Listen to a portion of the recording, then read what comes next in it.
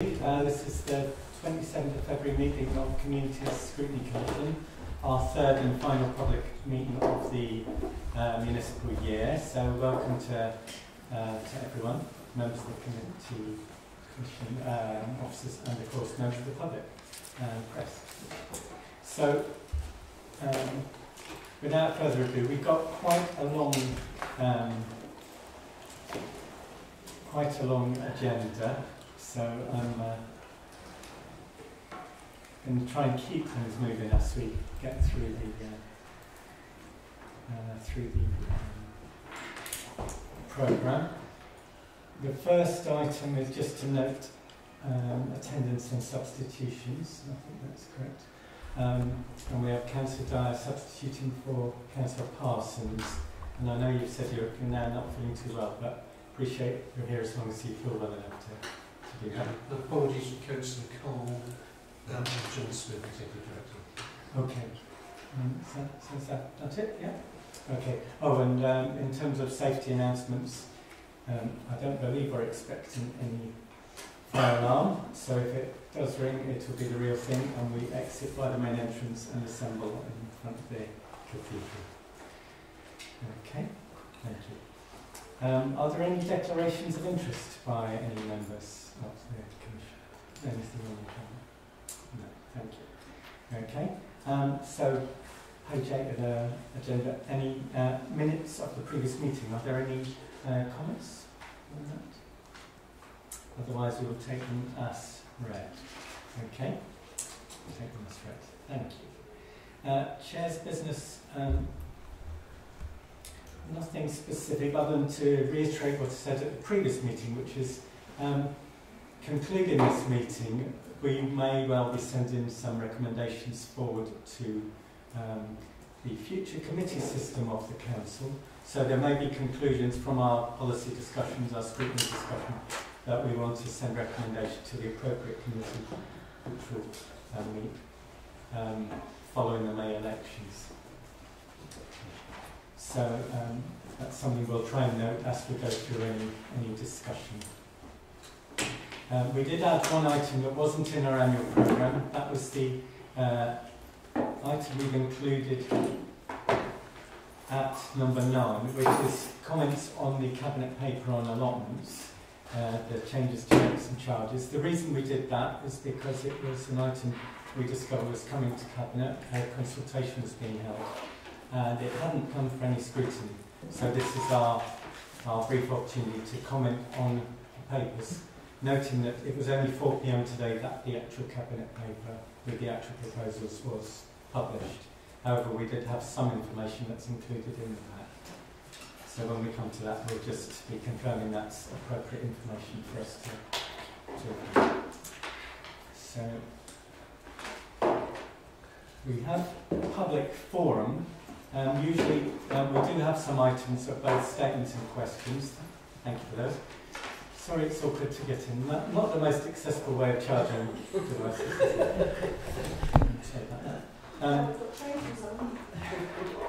So we usually take public forum just prior to the item that it relates to enable members of the public, those making statements or asking questions, to ask them just prior to our discussion on that item. So I hope that's helpful, unless anyone does need to leave before we think we can get to those items. And the first item on the agenda, page 17, is the update on the Ecological Emergency Action Plan, which is the Council's own action plan following the declaration of the ecological emergency. And we do have public forum items on that. So before our discussion, I'll ask if the people making those statements are here and just confirm. So we have firstly statements. Suzanne Audrey, you've got a comment on that. And we have received your statement. If you'd like to make a brief summary, that would be really helpful.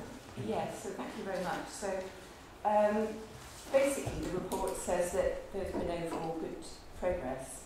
I didn't have time to ask questions about what happened at the weekend, obviously because of the timing of it all, but I suspect that most people are aware about the shocking incident really that took place at Yew Farm, site of nature conservation interest, where dormice have been recorded and where it's possible that the environment has been harmed for them.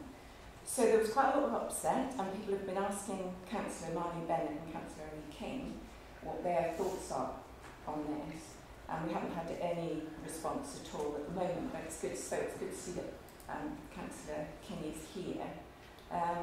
As my understanding, the police had to go to stop this happening, and that the council appeared to be taking no action over it at all. There are pictures now of the awful harm that's been done. So because I couldn't answer questions, I'm hoping that the Scrutiny Commission feels strongly enough about this, because I just can't see that we can keep declaring strategies and then undermining them. So, thank you. Okay, thanks. Point well made. So we also have a statement from Dan Aykroyd on the same item. Yeah. On February the 20th, the Cabinet Member for Public Health and Communities said that someone was spreading fear and misinformation about whether work was about to damage the land at Yew Farm. 2 days later, the flails arrived, and they appear to have churned up a significant chunk of land. This council looks ridiculous. And it's great that the officers are working on an ecological emergency, but when push comes to shove, that doesn't let the environment be protected. The council just looks ridiculous. Okay, thanks for your statement too. And we have your questions are on a different subject. So we don't have questions on this item, do we? Right. Okay. Thank you. So we've got the report, which is the Ecological Emergency Action Plan update. We'll hear that, and then we'll have some time for discussion. So over to you. Great, thank you. Thanks, councillors. So as mentioned, I'm still for the Climate Change Panel at City Council, and with my colleague here today, Kit Beaumont, who is the Ecological Emergency Coordinator in our team. And I'm just going to say a few words of a bit of an introduction, and then Kit will share a few slides that really just replay the paper and pull out some of the key issues, and then please do bring forward questions. Really the purpose of this is to bring back to the committee, the commission about an update on the delivery of the council's ecological emergency action plan. It's not a report on all matters ecological that relate to the council. It's very much a progress report on that. And was asked for, and that was what was asked for by the Commission, and follows up from a report we did about 12 months ago on the implementation of it so far, because the Commission has been keeping a regular review of how we're implementing that action plan. Without further ado, if I ask Kit to just give us a quick summary of that progress and the paper that's before you. Thank you. Okay. Thanks Ian for doing the slides. So as Alex said, the purpose really is to highlight progress made against our headline ecological targets, provide an overview of the process against actions set out in the action plan, and just briefly talk about plans for this year and next. Next slide, thank you. So just as a reminder, the action plan was published in 2021 and it's been scrutinied twice before, in April 22 and November 22. And those of you that were there then will know there's been some change in personnel. So the previous coordinator left at the end of 2022 and replaced with me in 2023. And just to highlight that this current plan runs to 2025. Slide. Okay, so apologies if you can't read that back. But this is a table just showing our progress against our key targets. So that's around our land management for nature, pesticide use, tree canopy, water quality, and community engagement, which we measure through quality of life indicator for the percentage of people who said they create space for nature. So land management for nature, the target is 30%, baseline is 15%, and when it was measured in 22-23 it was 15%, and the final numbers for this year are due in April. So I'm not got an exact number for what it is, but we will have increased that this year.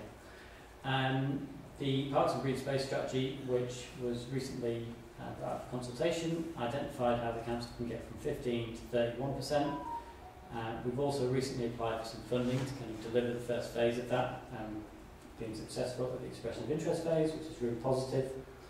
And in addition to that, all the land identified in the Parks and Green Space Strategy as having potential to get us to that target are also included within the West of England Local Nature Recovery Strategy. This is important because that will be the strategic guide for nature recovery in the West of England and will help to direct funding towards those sites that have been identified through things like biodiversity again.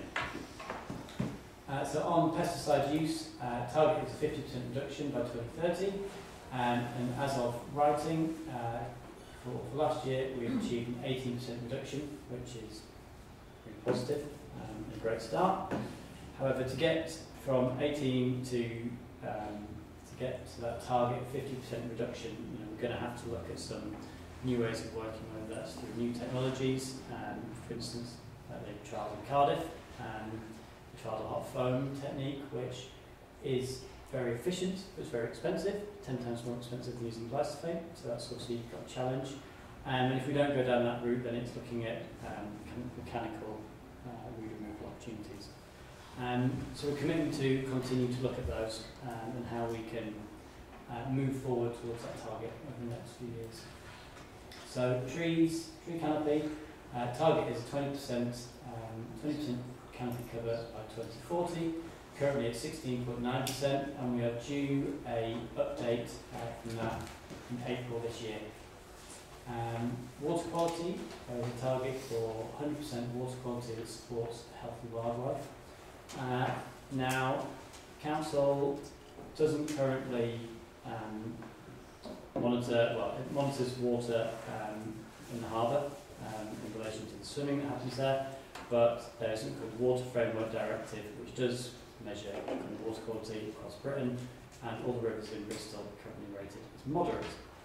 We'll be looking at how we can use that data to create our own indicator to better measure progress in the city.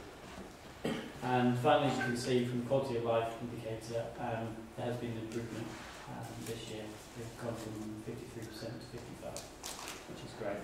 We're working with partners such as Avon Wildlife Trust and the Natural History Consortium to continue to engage with communities about their role in delivering space nature. Next slide, please. Okay, so looking at the Ecological Emergency Action Plan itself, for those who don't know, there are 77 actions which cover many aspects of the Council's practice, and just to side-by-side comparison from when it came at the end of 2022, we have now got 18 actions complete compared to the 6 previously. 51 are green, i.e. they're progressing well, or they've been embedded as business as usual. 5 amber and require some specific actions to get them back on track. And there are 3 red actions which are held at this stage. So, key successes to highlight. The inclusion of new environmental policies in new key strategic work, such as the local plan, Parks and Green Space Strategy, and the local flood risk management strategy. We've produced a sustainable procurement policy and guidance, which helps us to achieve our target of improving or mitigating our impact on the environment. We've established a citywide approach to tree planting and ash dieback.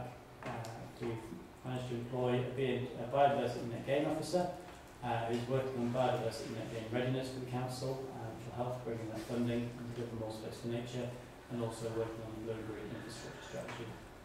As previously mentioned, there's the habitat creation and enhancement opportunities identified through Parks and Green Space Strategy.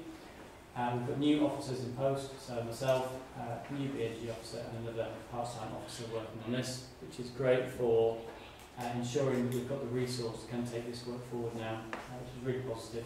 And as mentioned, the 18% reduction in pesticides across the council. So, challenges. Just mentioning BNG. Yes. Single-Use Recommendations. Of course, yeah, thank you. So, biodiversity net gain is a new planning regulation that's come into enact from the 12th of February this year, and that means all development now has an obligation to ensure that they are delivering 10% more biodiversity than was on that site when they were developing it. So, it's really positive. And council is working, and you can either deliver that on site, so you can ensure that the biodiversity that was there is enhanced and you've got more than was there, but you're also allowed to deliver it off site, and the council is looking at how it can find ways of delivering that off site through things like parts of use-based strategy. And if you just also mention the date at which that assessment is made, it's not the date you start developing it, it's historical. Yes. I can't hear you. I've got hearing loss. So it's from the date it's assessed is from I think it's from 2020. They look at the biodiversity on the site, so you can't degrade, you can't get a site and degrade biodiversity before you've got a planning application in. It's retrospectively measured by policies. So it's actually, when the planning application goes in, do you put in something You've kind got a of, biodiversity plan and then it in gets with assessed Yeah. sort of after the building's been sort of No, well you have to, there's a few stages to it, but that plan is assessed as part of the planning application. Okay.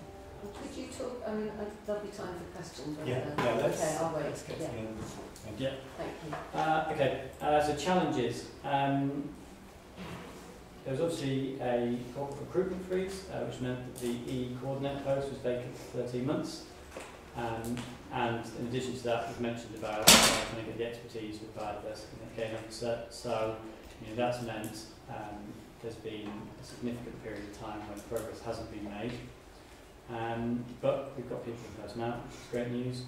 Budget pressures are increasing our reliance on external funding to deliver work. That obviously takes time and resources, and there's no guarantee we're going to get that. There are the previously mentioned looking for new technologies for how we can deliver these things, do things like root control, and then challenges in changing the way we manage parts of these spaces. Obviously a large part of this is based around that. So they're the challenges that we're facing. And then finally, just talking about this year, what our key plans are. So development of the Blueberry Infrastructure Strategy, that's a long-standing action within the action plan, so hoping to get that moving.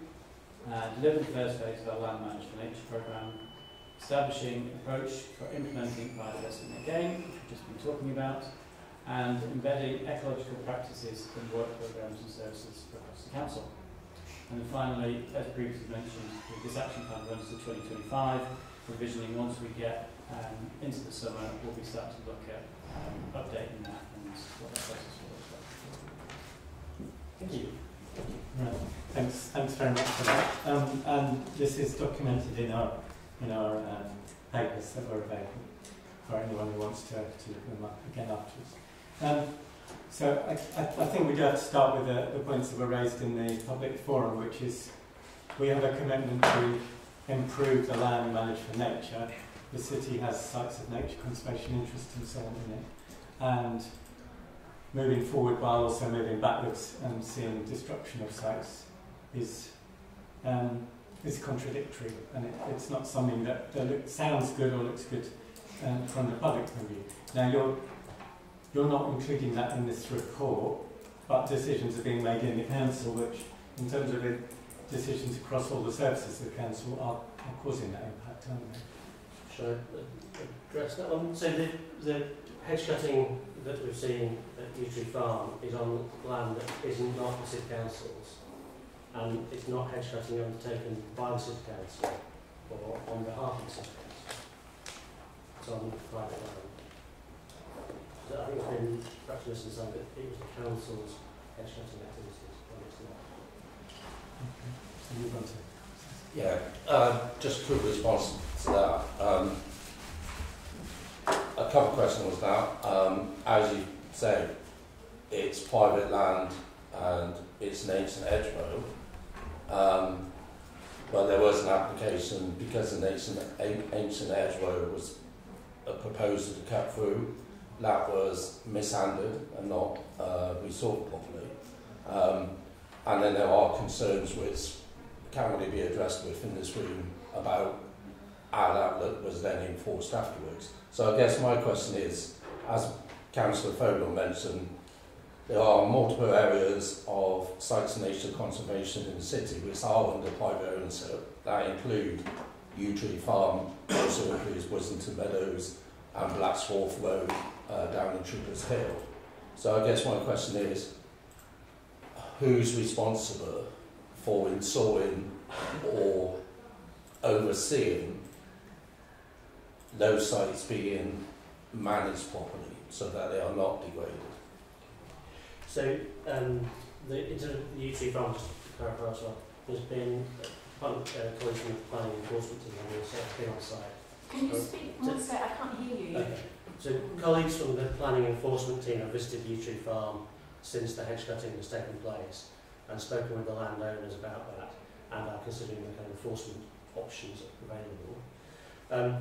Generally speaking, I'm going to defer to Richard Enyon, our colleague here, in terms of regulation of SCCIs that aren't in City Council ownership. So site of nature conservation interest is a local designation. So there's a hierarchy nationally. You've got SSIs, sites of special scientific interest, or national designation. Sites of nature conservation are a local designation, and above that you've got international designations, which are special areas of conservation, etc. And we have all three in Bristol. So the site of nature conservation interest is the lower designation, but it is clearly a designation. It does reflect the importance of that site locally in terms of habitats and species, and also its relationship with how people benefit and get access to nature. So there are powers to protect, but they don't allow, in fact, to require active and positive management. And this is to some degree the same issue with SSIs. There's only so far they go. So it is a material consideration for the planning process. Clearly, if the landowner is intent on harming a site of nature conservation interest, then the statutory processes will kick in and want to understand what's going on and try to prevent avoidable harm. That said, if the landowner is taking a neglect route, not taking active management, the powers are limited, to be honest. It is more about incentives to encourage landowners to do the right things. In this case, I think you're talking about, unless you're talking about some concern about something that has happened, which I guess creates questions ultimately about how that can happen elsewhere. So, as I said, it's about protecting spaces as far as the legislation and regulations allow, but it isn't perhaps as encompassing as people expect it to be or think it is. So there are effectively limits in the way that the council has powers. You know, if somebody's harming species on a site that are protected, then that would fall within regulations, Wildlife and Countryside Act, probably, bird nesting, other species. So there's a suite of powers that can be brought into play, but neglect, which is the most harm that's caused to sites of nature conservation interest outside of the planning process, which may be regulated. Neglect is probably the greatest harm, and that is actually quite hard to prevent because there's no determined powers to do that. Okay, could just follow up with one last question. You mentioned earlier on about net diversity down, BNG, and you said, correct me if I'm wrong, that its measurement is done before a planning application commences. But if we look at, for example, the Yew Tree Farm example, if that's already been degraded, because for whatever purposes, whether it's a hedge being flared or the soil being churned up, at the moment there is no planning application for that site because we moved it as a potential development site. It's no longer be considered for that in the local plan. But when will the measurement of biodiversity, will it be now based on what's there now or what's before? So no, this is what I was pointing out to the point earlier, is it's based on a date, and I apologize I don't have it in my head, but it's a date that is 2 or 3 years ago. So when the regulations were announced, pretty much, they sealed the date then, so that to prevent the scenario where a landowner might think, well, in 5 years' time I might like to develop that site, so I will cut all the trees down, for example, now. So that's already been locked in. The biodiversity is back at that date previously. Right. So, you know, as far as regulations is concerned, the biodiversity on the U2 farm has not changed this weekend. Because it's locked into that baseline number is locked into the previous one. If that makes sense. It does in a perverse sort of way, but obviously we know. If the 100% hasn't changed, Right. that's the what would have to be achieved where applications come forward.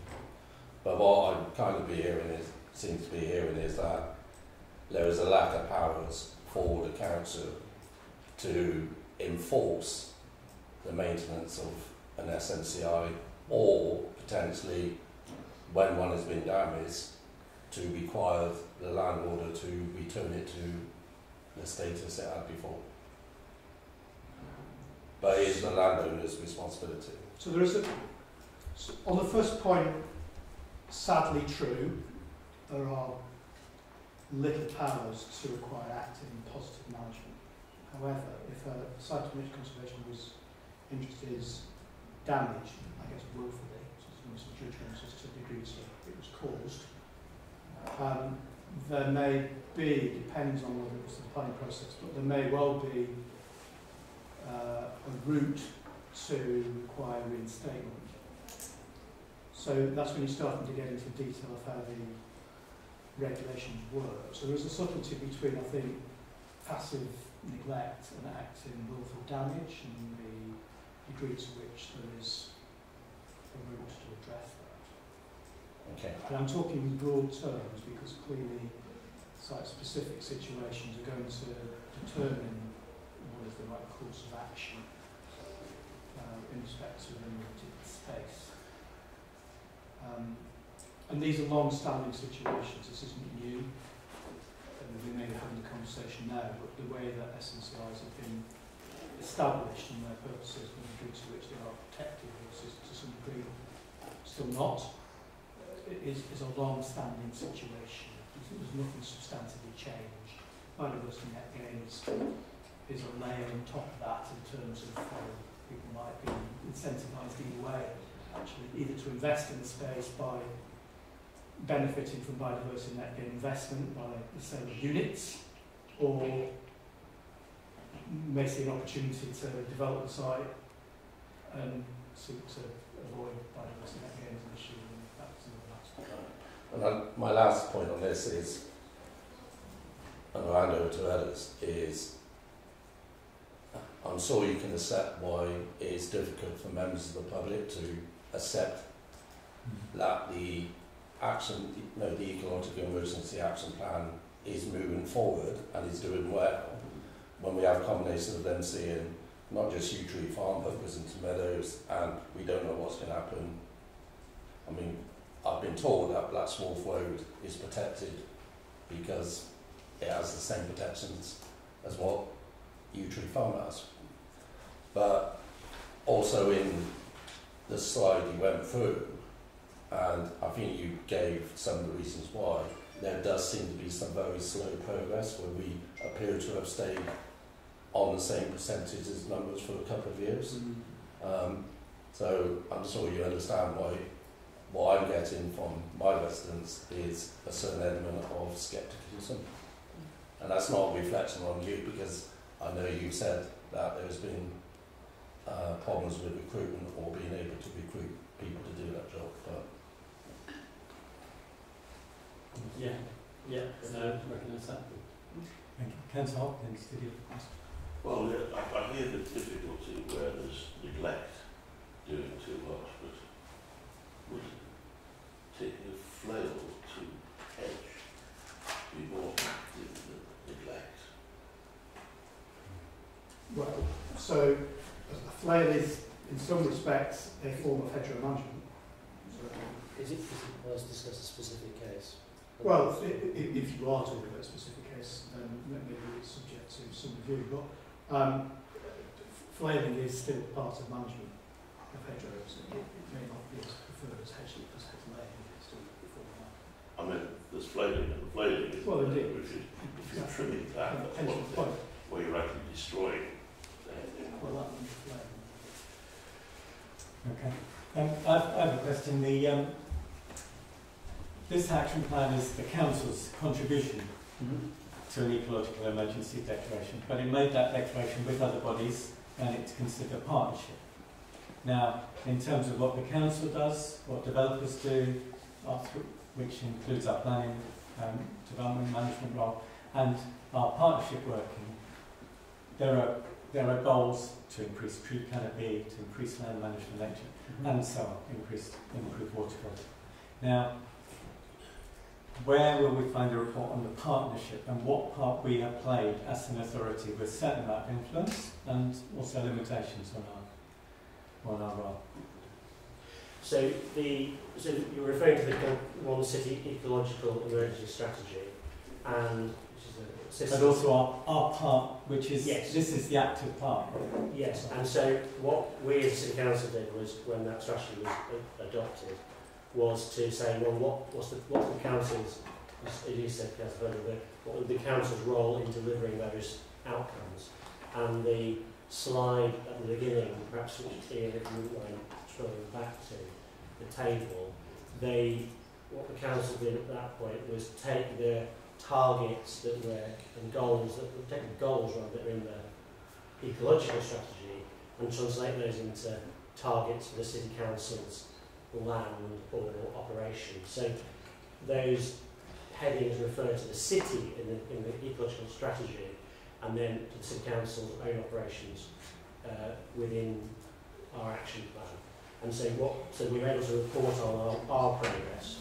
What we don't have is a similar progress report on the delivery of the wider One City ecological strategy and the contribution that we and or other partners have made to those goals at the city scale.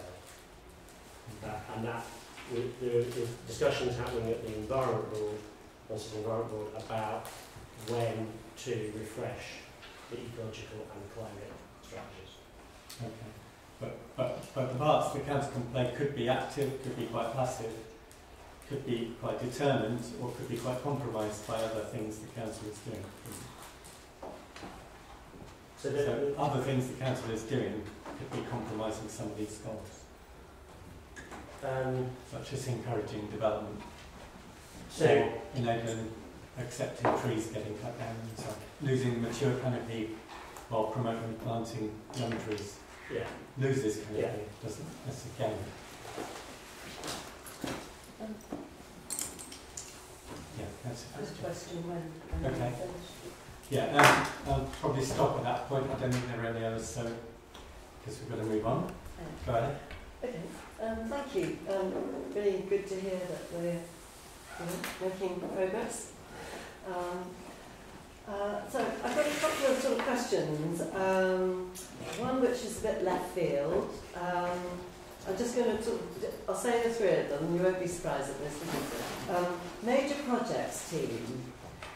Major projects team is very hidden activity, and yet they have huge powers in that they can come in, they can chop trees down without any reference, any consultation, and I'm just flagging this up as, can you, in your role, Kit, kind of, sort of bear major projects in mind, because Windmill Hill, where I live, not my ward, had a fabulous sort of hazel grove, absolutely full of birds, and one minute they just came along, chopped them all down, and we never had the birds back, of course, and they didn't actually need to do that. So I kind of feel there's a little bit of major projects kind of, you know, sort of cut and slash, not really, and it's probably somebody saying, oh, we're going to have, anyway, you get the smart. So if you can put that on your kind of to-do list. The other thing I was interested in is parks, and from my own practical experience of being interim chair for VPAG, which is Victoria Park Action Group, I could see that parks officers, you know, we're in a fast-changing world in terms of the ecology, and I read in the report that that one of the things that possibly is a bit of an issue in terms of training for parks officers, and this isn't statutory, so you can sort of organise it and suggest people go, but actually if they don't want to go, then you can't really do anything. Is there anything that councillors could help you with on that? John, do you want to address the question about training of parks officers? Yeah, so we have a program of actually sort of training for actually sort of our parks officers. A lot of that training currently does actually cover mandatory training, so we have to make sure that actually staff actually are compliant. Actually, every 3 years they have to actually make sure they've had training in specific actually sort of say handheld machinery, plant equipment. So that's one of our focuses. Actually, we have to make sure we comply with, so they can actually sort of go out there. If there's any additional sort of training requirements that we can actually sort of look at, it does come down to budget also to make sure that we can actually afford that. But where there are opportunities to actually sort of help and support the actual team in terms of actually growing with knowledge, expertise, experience, then yes, we would explore those opportunities, because it's good staff development, but it's also good that actually they are picking up new knowledge, expertise, etc. through actually sort of changing practices.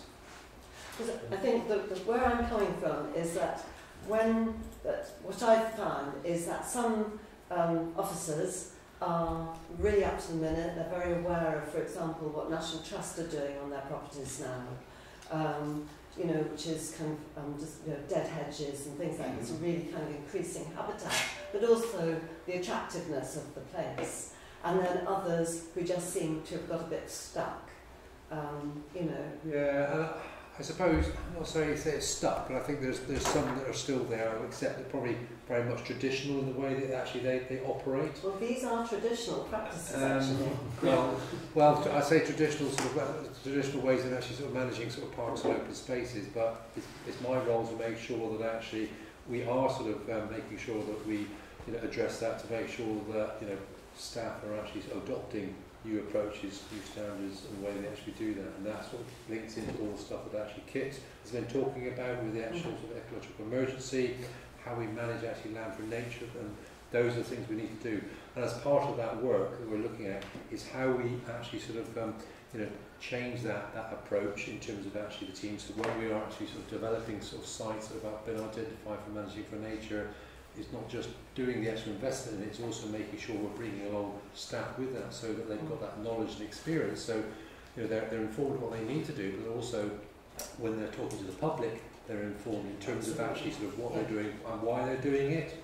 Rather than we've been told to do it this way, they should be there to be able to be informative and making sure that actually that they're informing the public what they're doing and why they're doing it. So that's a piece of work that I am looking at now in terms of actually looking at actually succession planning for the future, because we do have a workforce which is an ageing workforce, and we're looking at actually ways we can develop that workforce, looking at succession planning and making sure, and this is where the strategy, the Parks and Green Space strategy comes in, making sure that actually we're making those positive changes, so we're actually managing our parks and green spaces in a way that actually meets actually what is required. Fantastic, that sounds great. And just to finish, Add to that as well. I think you also picked up a report about the ecological training not being mandatory. yes. So that's an e-learning module which is really aimed at the general staff, rather than specific training for park staff who would need much more specific training to do that as part of their jobs, and there's work being done on that more role-specific training rather than as general awareness training. Okay, no, that's, I mean, it sounds great, and obviously, and then I would just like to raise habitat, reptile habitats. Ponds we are so desperate to get ponds into our gardens and into our parks, so I'm just going to flag ponds up as an essential, please, more ponds. But Okay, I'm going to... no, one more, just one more.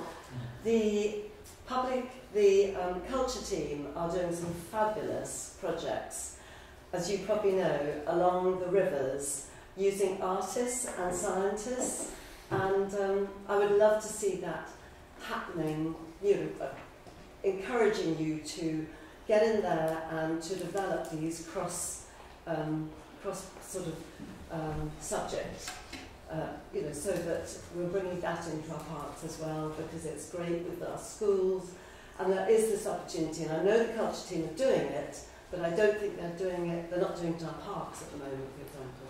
So anyway, that's it. Thank you. Thanks for that. Sorry we had to move on because we've got a lot on the agenda this evening. Okay. Did you want me to respond to any comments or not? Yeah, if you're able to. I didn't think you were about to do that. Go ahead. So I can do or it's up to you. Okay. Yeah. I was just going to say, just as my name got personally brought into it a little bit. The reason it was misinformation was because there was a conflation that was deliberate of two projects that are happening. So there's the Red Road development and the cemetery expansion, and it was being discussed as if both of those projects were happening. All those pictures that were in those Twitter feeds and featured in the article by Bristol 24/7 were solely on Red Road. That was not the cemetery. There is no work happening on the cemetery expansion at present. There was one day of soil sampling that took place on the 30th of January, and then that's it. So, and I can't comment on Red Road because that is not to do with my brief. So the cemetery expansion is to do with me, yes. But so I felt the need to point that out because I think it's not right to mislead the public, and so that's why I tried to make that point. Is because there's two separate projects and they're being conflated. The scrubbing encroachment. The management of that will not be taking place this month because the ground's too wet, and that's been confirmed with the BCC contractors. When that does happen, when it's dry enough, there's a balance between doing it before bird nesting season, and there will be an ecologist present on site, and if dormice are found, then that work will pause until an appropriate solution is found for the dormice. The scrubbing encroachment. The scrub management has to happen because it's been managed, and I think, just to say on record, I think the farm's done their absolute best and they're a really great advocate for nature and for agriculture in an eco-ecological way. I think there's really great ambitions there. However, because the scrub has been allowed to encroach upon the species-rich grassland, it's reducing the impact of that SNCI for which it was designated, which is as a species-rich grassland. So some of that has to be managed so that we can bring back that grassland to how it was. And that is not supposed to be a slight on the farm management. It's just a situation that we need to sort of work with them, try and work with them to achieve what's right for the farm and what's right for the site as an SNCI, and also to achieve places to bury our dead. So that's just a few bit comments on that. No further work will happen of significance until the 30-year land environmental management plan is in place, and all relevant parties are being consulted on that at present. Okay. Thank you for that. Right. Okay, but I'm sure, people will be awaiting what happens on the council side. So we're going to move on to the next item now. Which is on page 26 of the papers. It's the statutory annual Bristol Community Safety Partnership Report, and it's for the year 22-23. I think that's because of the matter of timing, isn't it? But we'll move on to that. Just a brief introduction, if you like. Yeah. So I'll introduce us. Can you hear all that? It's very long and rude, isn't it? Yeah. So just flag if you can't hear at the outreaches. So I'm Christina Gray. I'm Director of Public Health, Director of Communities and Public Health and we've recently had the community safety function come back to us. We had it in 2019, but obviously while we were responding to COVID, the function was hosted within the children's division. But it's recently been moved back to us, which we're really delighted about. The head of service, Penny German, is heading up both communities and community safety. She's given her apologies today. But we have with us Claire Sims, who's our community safety manager. And I'm really delighted that we've got Superintendent Mark Runacres, who is not only a key partner, key police partner, but he is the chair of the Community Safety Partnership. So Claire's going to take you through a short presentation. You've got a report in your packs. If we can't answer anything today, we'll take it away and come back. Okay, so Claire. Okay, so Christina's already introduced me. Thank you for having us here to present today where we're at with Bristol's Community Safety Partnership. The first slide basically reminds me and everyone else in the room why we're here. There's a legislation, Section 19 of the Peace and Justice Act 2006 ensures that every local authority undertakes scrutiny of the Community Safety Partnership.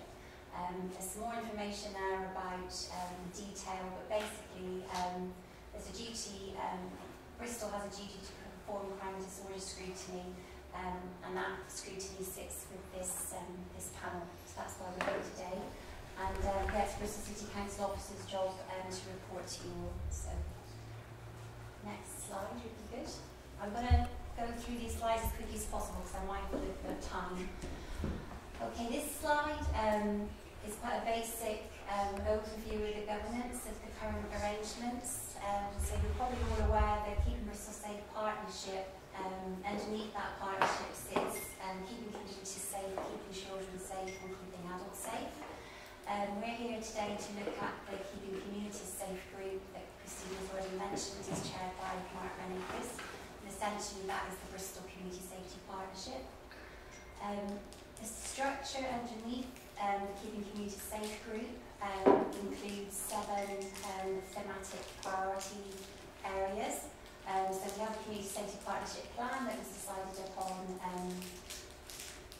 towards the end of last year, I believe. We took it to Cabinet, and the partnership identified 7 priorities. So we've ensured that there's a thematic group that holds each of those priorities. And as you can see, we've got combating drugs, tackling ASB, serious violence prevention, domestic abuse and sexual violence, modern slavery, hate crime, and then the statutory prevent board.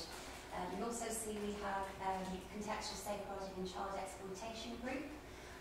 They oversee CSE, child sexual exploitation and child criminal exploitation, but evidently very much within the children's safeguarding world and headed up by our colleague Becky from Children's Services. And obviously we've got the new independent chair of the Keeping Bristol Safe exec, Sally Brown. Yeah, so next slide please. Okay, this is a super busy slide. I think Christina would have preferred I left it out, but Mark likes it. It does include a lot of information, but I find it just extremely useful to plot all of the activity that sits under the partnership, because there is a lot. So I don't expect anyone to fully immerse ourselves in that, but as you can see, we've got the priority groups that I've already mentioned, and then the Prevent Board, the Youth Justice Board, and then the yellow squares relate to more operational meetings and groups that sit under the partnership. So yes, that's evolving all the time, and it is super busy, but then the work of the partnership is super busy. So we'll move on, and that is included in the report, so if you'd like to look at that in more detail, then it's in the report. So next slide, again, a lot of information in this slide. I was asked to cover off and provide assurance that the partnership is meeting as you'll be aware, the primary statutory duty that underpins community safety partnerships is the Crime and Disorder Act. So what I've done here is I've extracted the information from the report, and the column to the left outlines those key statutory duties that basically created what we know as the community safety partnership as it is. That is for there's five responsible authorities. I haven't got them on the slide. Police, local authority, health, probation, fire. So they're the five. Excuse me, sorry.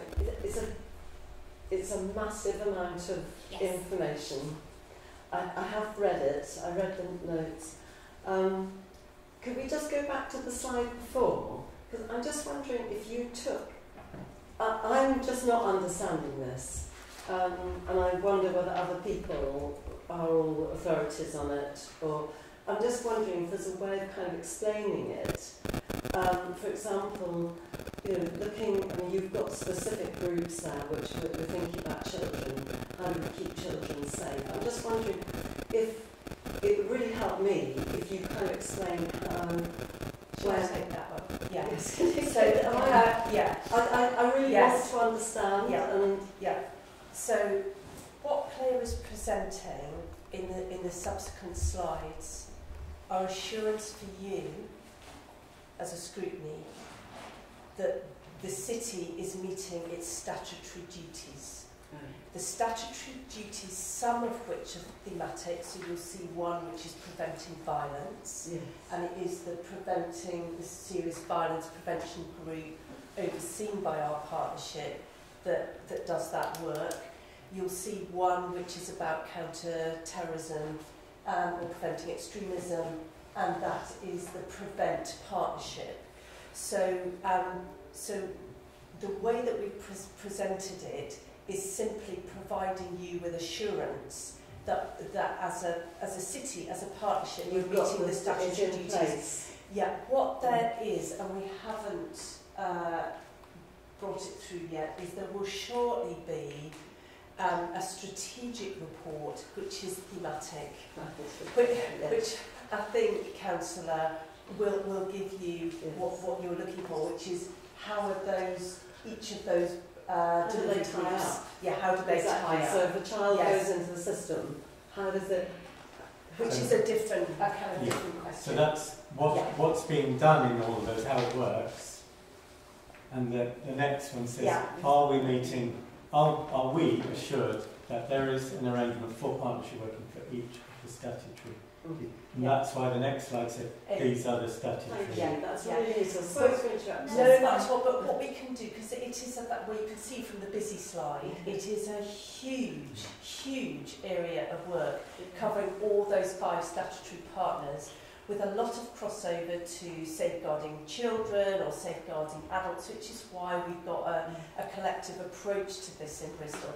But if Scrutiny are particularly interested in one particular aspect, what I suggest we do, Martin, is come back with a report on that particular aspect, because you could deep dive into any of those thematic. And there'll be an opportunity to do that subsequently when the report is ready, and that will be in the next municipal year. Yes. Thank you. Thank you. That's really useful. And in the body of the report, I've attempted to provide that, the examples of the real work that's happening related, because this is a bit bland, because it's the statutory duty. So, for example, to work as a partnership, which we're doing, to have a strategy for the reduction of crime and disorder, which we have the Community Safety Partnership Plan, to have a strategy to combat drugs and alcohol. Mark and Christina head up the Combating Drugs Partnership, and there has been a 4-year strategy published. The strategy to reduce reoffending. This is an area that we're complying with, but we want to improve. So we're working to a Southwest Reducing Reoffending Plan. Currently we're working with OPCC and our neighbouring local authorities to produce an Avon and Somerset Reducing Reoffending Plan. That's underway. Ideally, we'd have a Bristol one if necessary, but obviously our probation partners cover more than one local authority, and they're key to reducing reoffending. A strategy, this is new, relatively new, that's been added in, strategy to prevent and reduce serious violence. That came off the serious violence duty. Bristol has for a number of years had a safer options approach to serious youth violence. That's been embedded for a number of years. And again, an Avon and Somerset level, we have just had an Avon and Somerset serious violence strategy published. And the next steps, very much so, especially in the current climate, is to work with our communities, work with our stakeholders to produce a Bristol serious violence framework. And then lastly, to undertake a strategic needs assessment. We have a current strategic needs assessment dated 2021. We have a draft that's underway now, and we put a lot of work into strengthening our data, our use of data in a partnership. We now have a blended data analyst who's created dashboards for the various themes. So that's an area that we're really pleased with how that's progressing. So that's the Crime and Disorder Act duties. And the next slide, we can move to the next slide. We need to go back one. Yes, so this one, again, it's extremely busy. I'll try to summarise what's in the body of the report. So these statutory duties don't necessarily strictly apply to the 5 partners. The second column explains which partners are subject to these duties. So I've already mentioned the serious violence duty, of which we're complying with, but we've got more work to do. The prevent duty applies to education, health, local authority, police, business and probation. Bristol are currently prevent funded, so we have a prevent coordinator, and we have funding for that post next year. So our response to prevent has improved significantly over the last year. And insofar as assurances, we're required to report to the Home Office on both our prevent duty compliance and our channel assurance compliance, and both of those have been assessed as good. Yeah, what is the channel? Channel. Prevent and channel. So prevent. All of those partners have a duty to give due regard to prevent. Prevent is one of the 4 P's of the government's contest strategy, which is to, in so many words, to prevent terrorism. And the prevent P is very much, if we get prevent right, then the other 4 P's aren't required, so pursue, protect, and repair. So prevent is very much about safeguarding. It's about identifying individuals who are vulnerable or susceptible to being drawn into terrorism, i.e. susceptible to being radicalised and adopt extreme beliefs and act upon them. So that's the prevent duty, and the channel element is possibly can be considered the top end of prevent, whereby individuals who have been referred into prevent, they've been assessed by CT police, counter-terrorism police local, and now those individuals are identified as being susceptible and sort of qualifying for an offer of support. So Channel is a multi-agency panel that I chair in Bristol, whereby we work with those. The CT police officer works with the individuals, but we as a panel assess risk and primarily what support they need. It's very much a safeguarding function, Channel, with the aim to kind of pull the person back and reduce their vulnerabilities to being radicalised. So that's Channel. And like I said, insofar as Home Office benchmarking, we're doing good. No concerns to raise there.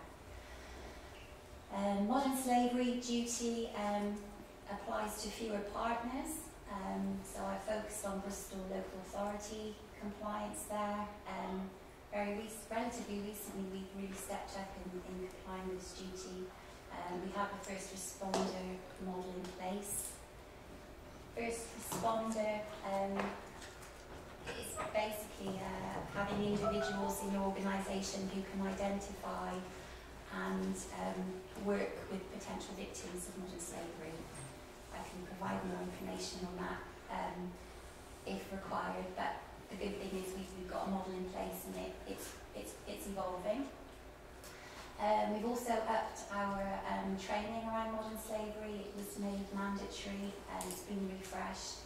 Bristol City Council also has its modern slavery transparency statement, of which there's an action plan that sits under that, and we're working towards improving our response and our support for victims.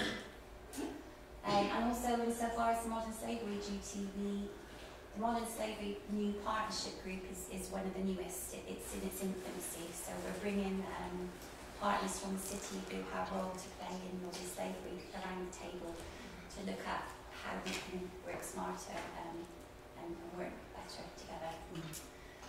Domestic Abuse Act, I'm probably a little bit more removed from this because it is very much headed up by colleagues in our public health team. But there is a well-established group that has worked probably with our accommodation colleagues to publish domestic abuse safe accommodation strategy. So that's one of the duties, and it has obviously it's published, so we're complying with that. And secondly, insofar as domestic abuse statutory duties, the partnership has a duty to identify and commission domestic homicide reviews. And that's a process that's been in place for Bristol for a number of years, and that's functioning in a separate subgroup, and that's chaired by police colleagues. And lastly, in terms of the main statutory duties, that applies to ASB. So you can see a number of the antisocial behaviour. Gosh, where do I start with antisocial behaviour? It's a good job my colleague Richard isn't here because he would be here all evening. But antisocial behaviour there's a spectrum, so we can be talking about very low level, what's considered antisocial behaviour, children causing noise, right up to criminal offences of the most serious nature. So it's quite difficult to define. But insofar as this statutory requirement, it's very much about making sure that victims who report antisocial behaviour are heard, and that they have the opportunity to,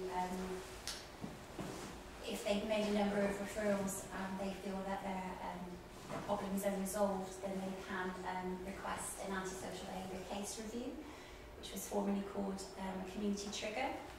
So that's the statutory duty that I'm referring to insofar as ASB. And the Community Safety Partnership is responsible for ensuring that we have that process in place. And in Bristol, Bristol City Council colleagues oversee that function, and that sits actually within my team.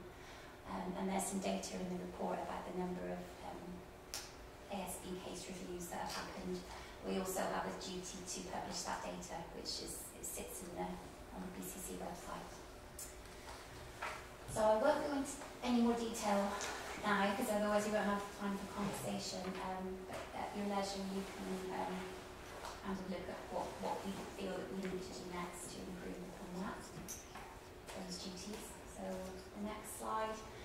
Okay, all I've done here is lift the headlines insofar as the data that's included in the report. I don't know if you want me to read through those now. No, I've probably got them. We can take questions. It's just remembering that this is a retrospective report. Yes. And what we want to do going forward is get the cycle of reporting in a slightly better place in the year. So we'll be looking at that. So this is retrospective up to March. Yes. Yeah, which was really difficult because, as you can imagine, some of the data relating to this period, things have evolved in the last few months. But it was quite difficult to stick with that this time period. So what we're presenting is a retrospective report. We can take questions on that, but if you've got any questions about that are more current, we can take that and respond now or respond later. Okay, so we can move to the. So this is the summary of where we're at. Obviously, we've got our 7 thematic priorities, and they won't change for now in any case. But for me, what's important taking forward, having this was a really useful exercise for me actually. The local Bristol serious violence framework is right up there in terms of our priority. We've got the Avon and Somerset serious violence strategy, and we need to strengthen our local approach. I think it's really important that we continue to strengthen our data analytics. We've not necessarily had a lot of resource in this area, but we've strengthened that. The data analyst that's working with us, it's proven dividends in terms of the dashboards that he's created and how the partnership can use those going forward. I've mentioned that the Avon and Somerset reducing reoffending strategy is underway, so we need to continue to, I think we're aiming for April publish of that strategy. We've done a lot of work to strengthen the oversight of the Community Safety Partnership and introduced a more stringent reporting schedule. So each of the 7 thematic groups has a chair, and we ask them to report in currently twice yearly. And then evidently, as with every partnership, community engagement, tackling disproportionality and ensuring we get the lived experience to inform our work is a golden thread really that we need to hang on to going forward. So yeah, that would be my summary of where we're at. Thanks. In terms of priorities. Thanks very much. I think that's the last one. Yeah. So, and just to clarify, so our statutory role is that we have to be assured that there is the effective partnership working that is needed to tackle each of these statutory duties and roles. So that does shift the focus a bit, because a full report of what's going on is coming later in the year, isn't it? Yeah. So, but in terms of partnership, I do have a question. So clearly, since the year this refers to, there's been a lot of concern about serious knife crime, and that is something that clearly needs a lot of partnership working. So is there more being done in the current year to try and tackle that, prevent that? Yeah, Mark and I take that because we're working very closely on that. So the Violence Reduction Unit sits at Avon and Somerset level, so force-wide across all of Avon and Somerset. And each local authority, so there's a hub and then a spoke. So Bristol is one of a number of violence reduction unit areas. We have our own youth violence strategy, and that's been in place for quite some time. You'll find that if you want to look at it, it's on the Keeping Bristol Safe website. That strategy and the funding from Avon and Somerset Police, which comes via the Police and Crime Commissioner and the Home Office largely, has funded what we call here safer options and the police involvement, which is the Violence Reduction Unit, which is for prevention work in schools. So that work is very well embedded, and I think any of you who've been involved in any of the incidents that we've had recently will have seen that mobilise. So the fact that we have networks of targeted youth intervention,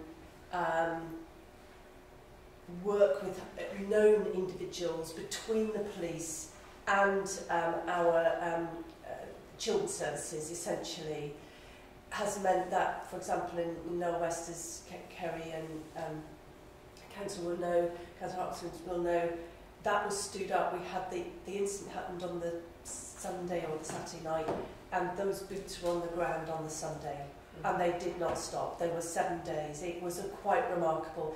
So that is an example of the response that's in place. What we have seen over the last few months has been very distressing. The police have got a response where they have stood up 2, I think, police operations initiatives, and we have strengthened our internal response. so that we've got better locality working, which is Safer Options Plus, if you like. I'll let Mark say a bit because we've been co-chairing all of the response going forward, but Mark, do you want to say it? Yeah, so in relation, so if whilst I think the response has been pretty good, and there's some learning and remodelling which I'll come back to talk about that, which will make that busy slide even busier, but necessarily so. In relation to our responses now, so as a constabulary, we've mobilised kind of a task force, effectively, some additional resources that are coming into the city that will run for a period of a minimum of 3 months, and that's going to give us significantly enhanced capacity to deliver some intelligence research work. I'll come back to that in a moment. Some operationally deployed resources, so we can do targeted interventions and enforcement, and some investigative capacity, so we can get the best criminal justice outcomes for the offenders who are presenting most risk. So in relation to the data, and whilst there is this obviously significantly increased concern around knife crime at the moment, the data very clearly shows that the hotspot area for the increase in serious violence involving knives is in East Bristol, and that's the wards of Easton, Eastville, Lawrence Hill, Ashley, and across into the city centre. So we're doing some more work at the moment to understand the demographics and the identity of the cohort that are involved in that serious violence, because largely this is the cohort that are on the radar of the Safer Options team and the Violence Reduction Unit. So that's a very different environment and space than existed in Knoll West around what happened in that awful incident, where that had no links to any other wider and ongoing risk of serious violence than what we've had in East Bristol more recently with the incident at McDonald's, which has been investigated as an attempted murder, and the incident in Rawson Park, where there are connections between those incidents. And those incidents relate to a cohort who present an ongoing risk. There's recently been some work that we've done with the National Crime Agency to get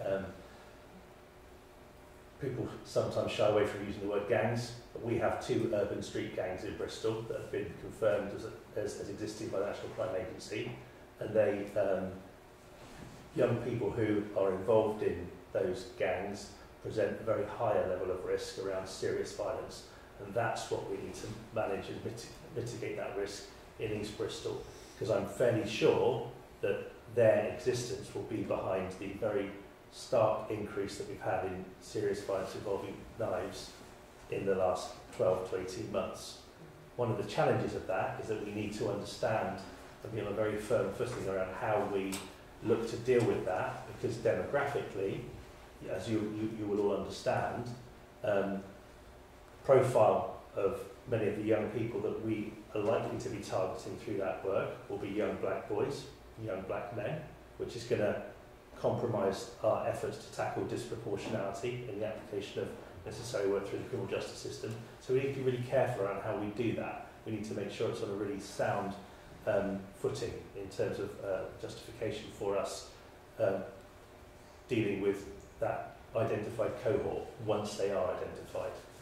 So that's sort of where we're at in terms of the current risk. So Mark, probably just worth saying that what we've been doing or strengthening over the last 6 months is the multi-agency response, so that it's really important in this situation, actually with all situations, that we are working with and for the communities, with and for those young people. So it's a communities first approach. The police need to do their policing work, of course, and we need to enable them to do it sensitively and well and to avoid disproportionality. But in order to do that, we have to do it jointly, and I think we've got various people here, including reporters. I would just ask everybody, please, to be very, very responsible. We can only do this as a city. We can only do it if we do it together, and we can only do it if we've got respect for the communities that are at the heart of this. So, yeah.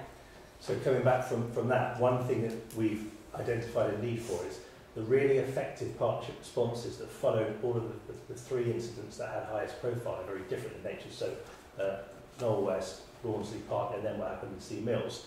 The mobilisation of that partnership response that was meeting daily in the days and weeks that followed each of those incidents was really effective in terms of identifying risk and safeguarding needs that we responded to and dealt with, I think, effectively. And that was really, I think, unanimously identified by people involved in the incidents, the communities and the partnerships and the schools that we reached into through that work.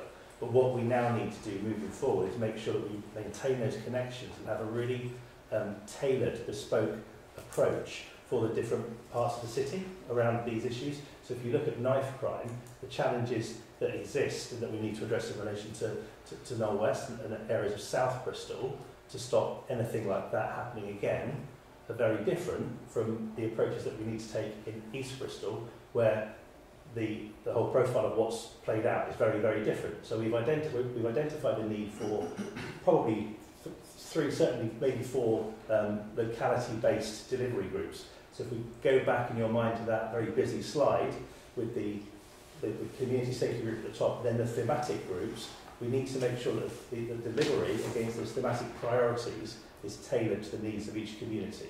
And not just around knife crime, but around each of those priorities, so that we're engaged with communities to deliver what they need around their issues, rather than adopting a one-size-fits-all. If you look at what we need to do in relation to antisocial behaviour, hate crime, modern slavery, serious violence, it will very much differ across the city, which sounds blatantly obvious, but in terms of actual delivery, that's where we need to transfer the oversight those thematic groups give into actual delivery on the ground.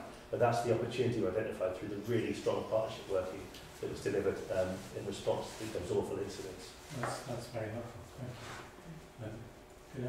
I saw Councillor Dyer and then Councillor Hopkins. No, it's okay. I think Christina has made the point that I was going to make about Kerry and myself come from the same area, so it was good to hear that you recognise that there are differences between what's led up and the causes of that, because unfortunately what you do tend to see sometimes, people are just making the assumption that because it's an crime it must be for the very same reasons, and it's obviously different. And I think what you said as well, Christina, was about people being fought for about what they say in public, particularly when they are in positions of authority, and that's a lesson I think all of us need to learn, is that we have to be very careful about what we say, because it does have an impact on what happens afterwards. Thanks. Did you have a... Yeah, I certainly do, yeah. And then, okay, well, just you and then Councillor Bowes. Right. I've been involved for quite some while with the partnership in the rural area, which is probably the most challenging part of Knoll West. I have to say that the police response has been good in terms of understanding and in terms of their dealing with the emergency that come up. We were looking at how to try to prevent what was, a degradation of public safety around that area.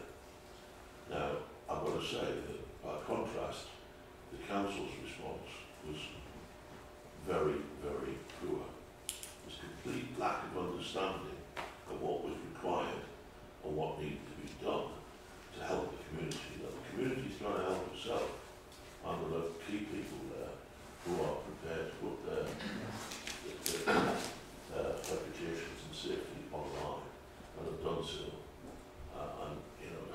Once we had the emergency, once we had that horrible incident, which seemingly was perpetrated by people from outside the area, rather than an internal conflict within the West, then there was a huge response. There was people throwing at the problem. There was all sorts of activity going on. But it should have happened in a more considered and ordered way before that. And move away from that specific point, I'm looking at the report and the community safety partnership. It says what the agency is tracking for. It doesn't say what level. I remember having, when the first mayor took over, being approached by some of the partners, community safety partnership, to say to me that it had been downgraded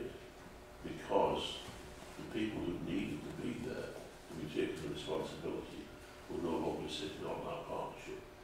Because it's all very well having somebody representative, but if they can't actually speak for the organisation and they can't act effectively, then the partnership is defeated.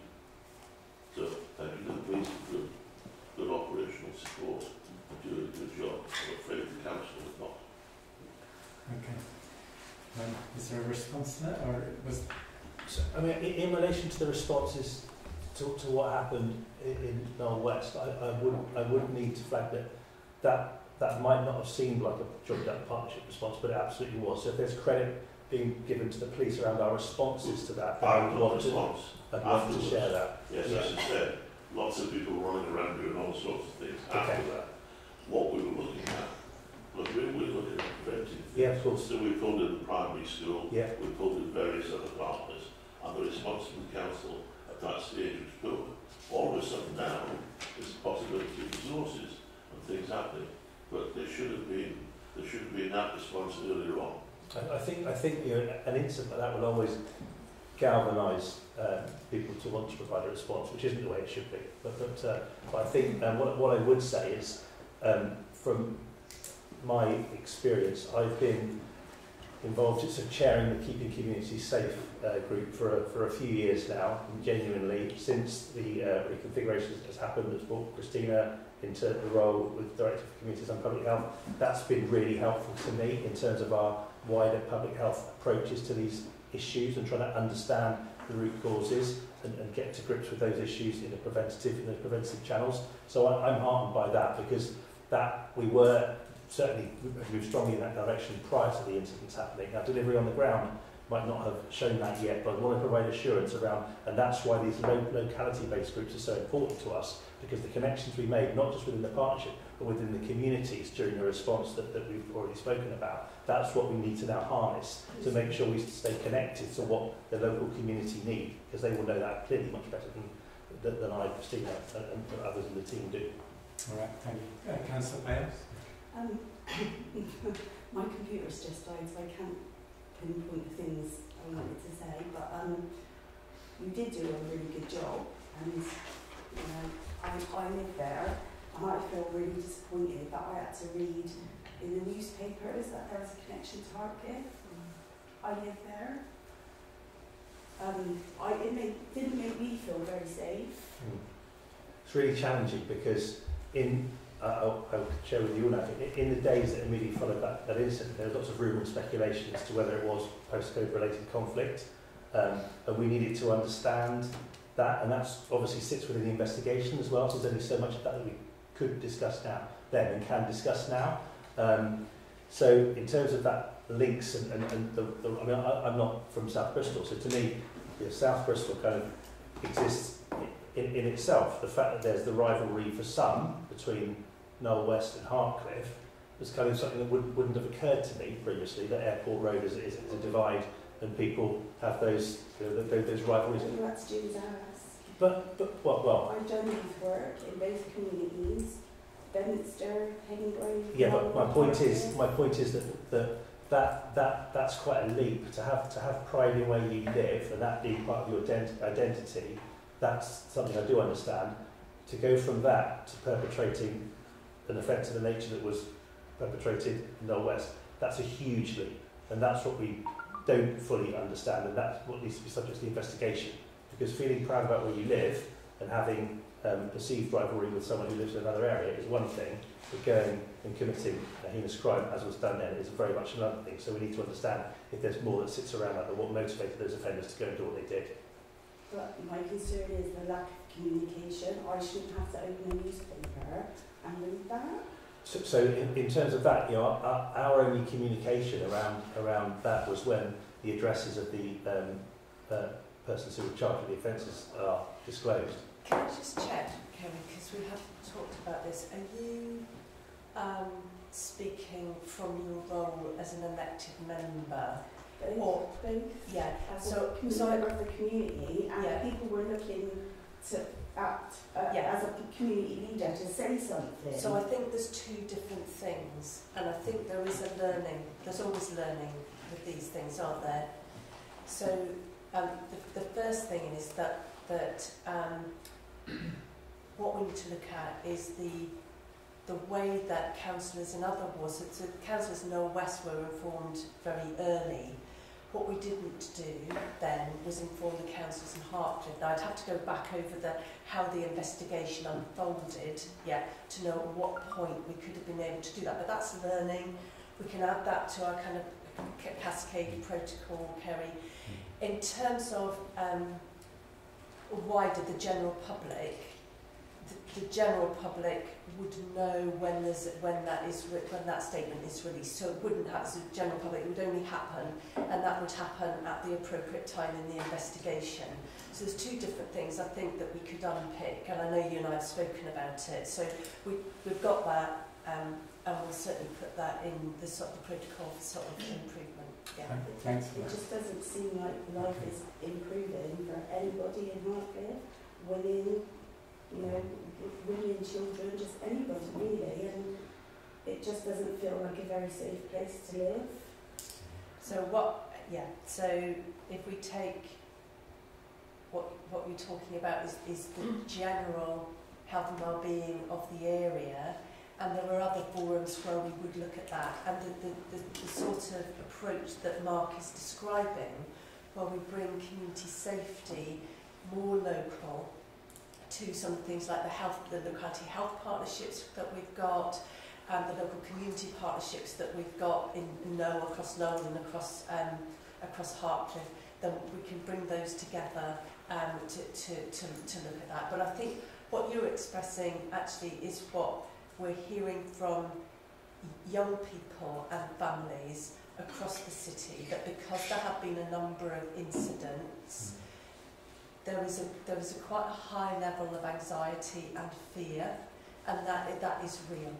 And when you have a trauma, so I don't know if you access the trauma-informed training, so we can certainly run that again. We ran it once, we've run it a couple of times in East Bristol, but expert trauma-informed training for residents and professionals who've experienced that sort of shock and impact, and certainly for those of us who have been dealing with this professionally actually over a number of months, we need it as well, because the impacts of that trauma and that fear are like, so what you're saying is very real, absolutely hear it. We can take it offline in terms of what more we make sure we've got in Hertford and that you're cited on it. Yeah. Thank you. Okay. Thanks for that, it's reassuring. Okay, I think this has to be the last comment. Yeah, sorry, yeah. Go ahead. Okay, this is my question is after the math of the killing in Romsey House, has the police or the council went to the residents to reassure the residents not to be scared and that they're dealing with the issue of the knife crime and arrest has been made, but residents are contacting me saying they are scared to go out. Children are saying they're frightened. So what can council and police do to prevent that kind of issue arising in the future? So I think Councillor Ari, you're reflecting what Councillor Bales was saying, and I think that is reflected across the city. I think communities, families, young people, schools are shocked and afraid. The local approach, so going back to Gary's point, what we have on the ground in every area, including South Bristol, is first of all the Safer Options team doing targeted youth work. We have the schools, we have the universal services, and we have our community development teams in, not right across the city, but in the key areas. So we have them in East Bristol and we have them in South Bristol. Which area in East Bristol? So it's Mohammed's team, Mohammed Mushtaq, that team, our community development team work across East Bristol, and of course they are working with the network of locally grown community organisations who are already there, the grassroots organisations, and mobilising those. But that is really important, and that's what Mark is describing, that we cannot police our way out of this. We're not going to be able to police our way out of this. We've got to come together as a city, as communities, to understand what the motivations are. We need to be working with families. It's very hard to reassure at the moment, actually, because what Mark is describing is a situation, certainly in central and east Bristol, where young people are carrying knives because they are afraid or because they're associating with other groups. So we have got a lot of work to do to work with young people, to work with communities and families. The trauma-informed work, I don't know if you went to that workshop, there was a workshop at Malcolm X. We're going to be running that again. We're going to be doing more meetings. People need to be able to express themselves, express their fears. Yeah. Has the stop and search scheme stopped or not? Well, yeah, so that was for a 48-hour period. We authorised Section 60 power, which Criminal Justice and Public Order Act, which gives officers the ability to stop and search without reasonable grounds. So that expired. That was for a 48-hour period. But officers can still exercise their powers to stop and search someone, but they need reasonable ground to suspect that the person is in possession of something they shouldn't have, effectively. So normally drugs, stolen property, or a weapon. So if the officers have a report from someone that there's some people who are believed to be in possession of knives, so we show up and we see somebody who matches the description as reported to us, then we can stop and search someone using a lawful power to detain them and see if they've got those items with them. That will always exist, but we use that appropriately, proportionately, with that justification. But the period where we could stop and search anyone was only for 48 hours. Okay. Thank you. I'm going to draw a line there because it's a really important topic and reassurances are needed. And I think more work for all councillors, to be honest, and then obviously communities most important. And I think this is an example of one area of the community safety partnerships work. We do this work with a range of other partners, so probably we should come back with a deep dive with our Director for Children's Services and some of our other partners and that's not free. But hopefully that has reassured you or given you a bit of an update on where we are. Much appreciated. Thank you for that. Okay, so obviously that raised a number of issues, not surprisingly. So we're going to move on now to our next item. You'll have to go. Okay. Thank you for coming even when you weren't feeling so well. Okay. Feel free to take these things offline. So we have an additional item that we weren't originally planning, item 9 on the changes to allotment rents and water charges. So we'll move on to that. This was something that is now coming to Cabinet on the 5th of March. As I said at the beginning, we only saw that Cabinet paper at 4 p.m. today. But we have information we were already given in advance. It would be helpful, most importantly, to go through that briefly, but to confirm any differences from what's in the Cabinet report, because we have had that. Members should have read that, and that has been available. But first, we do have public forum, so I want to make sure those items are heard. So we had both statements and questions. Firstly, the statements. Can we come on to those if we have? Firstly, one was from Christopher Faulkner Gibson. Is Christopher not here? No? Okay, and the second was Ruth Hecht, who I believe is not here. So then we have questions that were asked as well. So if we could come on to those, which there were ones from, is Joanna Mellors here? No? Okay, we've seen the published responses from officers, and then Dan Aykroyd, you are here. Yeah. You've seen the published response, I hope. Yes, I have. Did you have follow-up questions? Yeah, well, I've got a supplementary to my question 1. Basically, both myself and Joanna Mellor asked very similar questions, but we didn't really get any details in the response.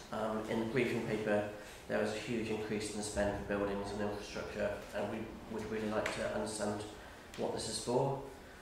So can we have the details on what the 3 highest cost projects that are being proposed are? Okay, so we have a general item in the presentation or in the document that does have a figure, and you want to know in more detail what makes up that figure. Yes. Okay. Is that your only follow-up question, just to confirm? I will have another one. We're not yet. You will have another one? Yeah. Okay. Following on the same subject, you mean? Or on the... My question 2 is on a similar topic. My question 3 is on a different topic. Yeah. And the supplementary to my question 3 is going to be... I was a little confused by the answer, and although I'm aware many services have had to make savings, the briefing paper quite clearly lists a corporate income target as an ongoing budget item. Yes. My supplementary question is, how many other statutory services have a corporate income target associated with them? And we can get that. We can get the answers because some of us raised that when we first saw that figure. Okay.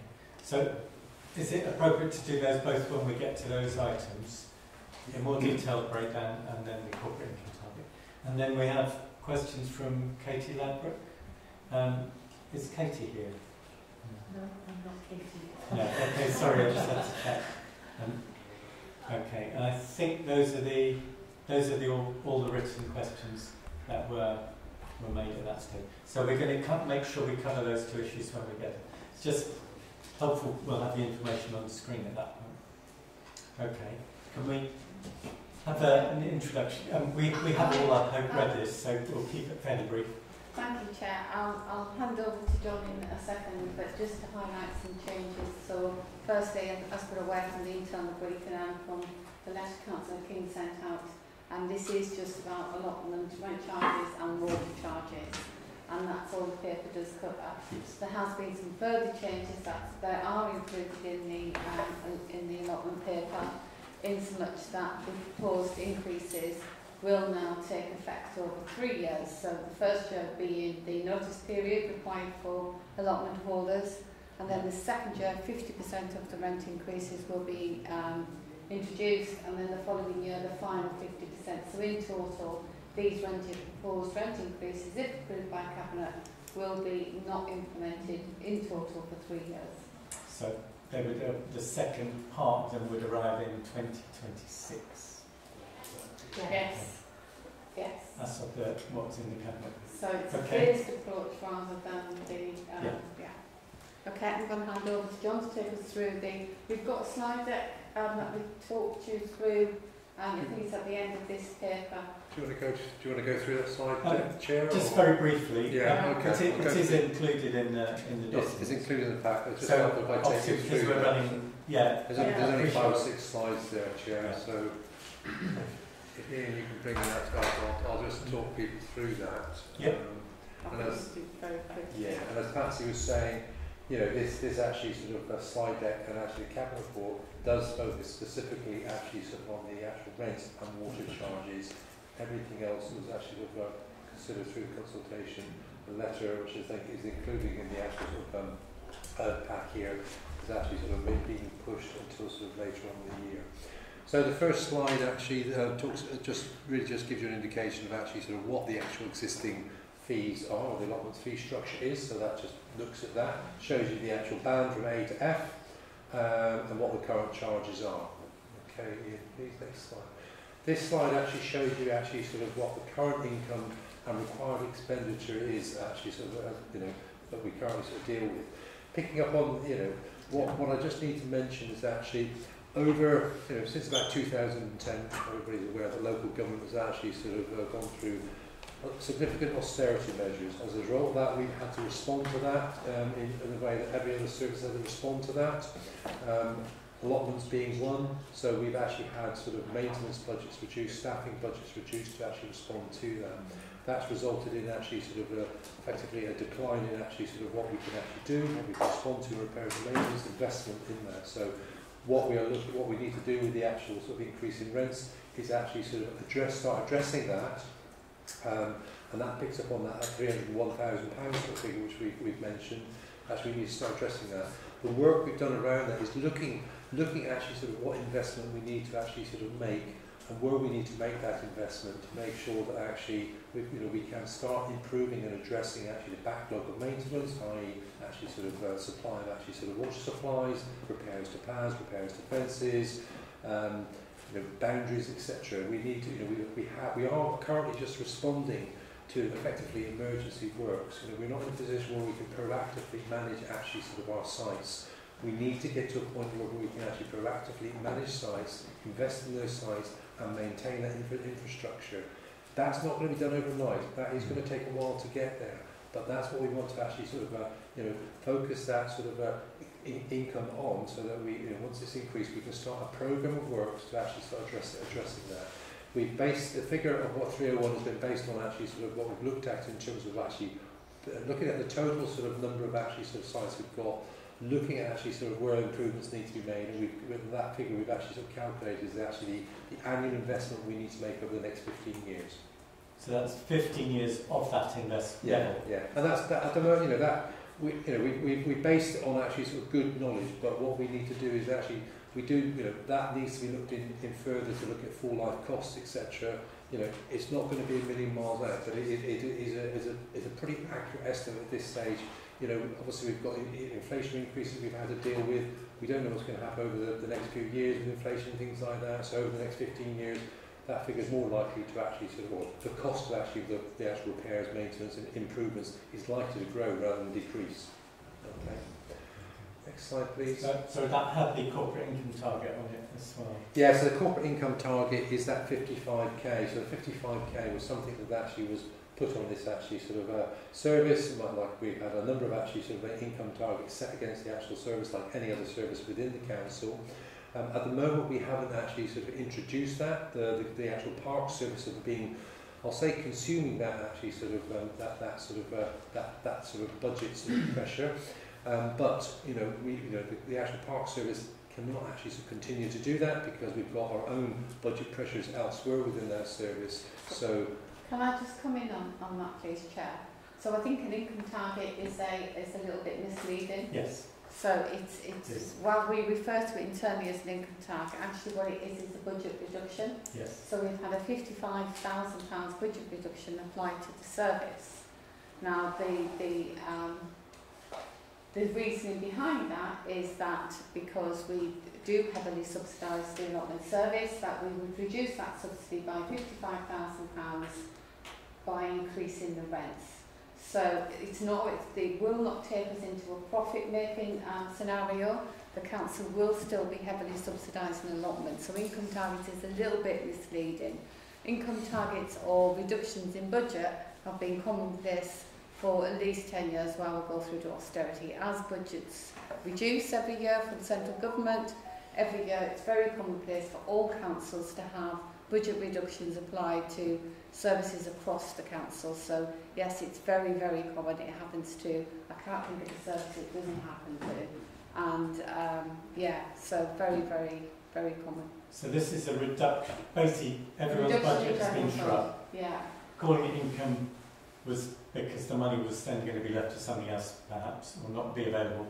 But well, the idea is that when the general fund budget is reduced, the service makes up the gaps. And as you well know, the budget for parks is just over £1 million, but we actually spend circa 14 million, and the rest of the money is made up by income. All the commercial things we do across the services create that income. So it's not saying make a profit; it's saying make that up through income. Okay, and this service hasn't. But this has been taken from the budget since March 22, is that No, it was agreed in March 2022. It's taken out the budget in March 23-24. Yeah. Okay. But what we haven't got is those historic budgets. We haven't got the rent increases to cover that gap. Yeah. So it just adds to the pressures that are already existing in parks. And yet Cabinet did agree a rent increase some years ago and then never implemented it. That's correct. I can't comment on what happened years ago. Well, I think 2018 was. Yes. I think it was implemented. It was a small increase, but this was a separate council decision that was taken in 2022. Okay. So that one just gives you a bit more detailed breakdown of the actual sort of 301. But as I said earlier, what we've been working, we've got background information there whereby we've looked at actually full life costs of actually sort of where investment needs to actually be made, and that brought us to that estimate of 301. Okay. So the proposed fee structure, over here, I can't see that from that far away, I'm just going to have to go to my slide deck. So the proposed fee structure, what I'm showing on this slide deck is actually the proposed sort of combined total rent, including actually water charges on the top table, and the actual sort of lower table actually shows actually the plot size only. That's because actually some sites actually will have water supply, some sites won't. You will see on that table that actually that we've got actually sort of we've actually sort of expanded the actual sort of bands that we've got in terms of actually allotments. So you can see it across there. Also, actually in the bottom, actually you'll also see the actual discounts which we're going to apply. Below this slide, there will be sort of we can explain that discount. But those two tables actually sort of clearly explain exactly sort of what our proposed rents are, which will be going to sort of cabinet on the 5th of March. What actually sort of concessions, discounts we will actually apply to that as well. Sure. Those proposals, I mean, the statements we did receive, and obviously other people have made comments elsewhere, there isn't any, it's not clear why that particular approach was taken, for instance, rather than an area size or a different formal banding or other ways of increasing. So, prior to actually sort of going out to sort of consultation, which we did sort of from December, there was actually work carried out with actually sort of different organisations. So we had a series of workshops to actually sort of get us to that point in terms of actually that. We also looked at actually sort of other councils in terms of actually sort of how they approach it. So we've actually sort of tried to come up with a model that actually sort of meet most people's actually sort of needs. As we get further up the banding, i.e. from F, G to H, there's very few actually, I think we mentioned before we spoke, there's very few actually sort of organisations or individuals that have plots of that size. That tends to be mainly sort of food growing organisations, CICs, etc. But band B, C and D are probably sort of quite the most common ones that we utilise.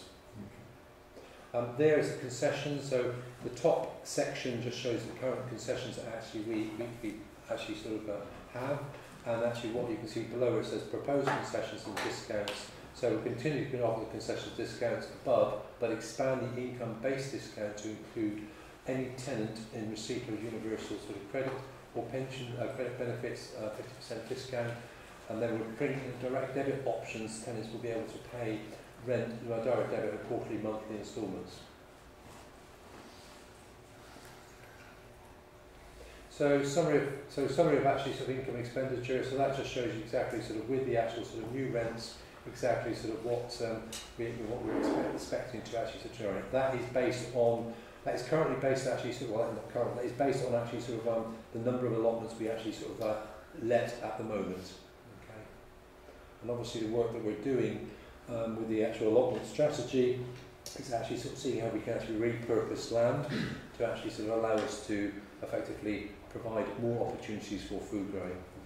The slide there is actually benchmarking, so there's benchmarking details that actually carried out with other local authorities, and just to note that actually some of those local authorities have already put up their actual sort of rents, and we've spoken to a few and they'll be looking to put their rents again sort of in 25-26. And we have included the detail of those new rents in the response to the question raised by Katie Lapper. Okay, that's it. Right. Okay, thank you for that. Do we have any questions from the? I just think it was so much the. Yes, I'm sorry. Right, we'll come to you next. Okay, Councillor Hopkins, then. We'll try and keep them brief so we can get all the answers. Yeah. I mean, why do we have a pre-meeting with these when we asked for the breakdown of 301 figure? And this has never appeared. They're very good questions from the public, but they should already be answered. So we did have a pre-meeting, you did raise that question, that's why we've included it this time in response to that request. Not in our report, it isn't. Pardon? It's not in our report. No, but when we came, we didn't include that breakdown and Scrutiny members did request that we include that, so we have updated it to include it. The bit that really gets me with this is understandable that you want to bridge a gap in the finances. It's a bit of a, all-at-once approach, which is now being refined a bit. But what staggers me are the rules and regulations and the extra myriad of little charges that are going to be imposed. Gary, those are not currently being proposed, so they've been withdrawn now, but the point is... ages ago, yes. The point is that one of the reasons for the huge response and the negative image from the public is because it was allowed to go out in the first place. So, Chair, can I respond to that?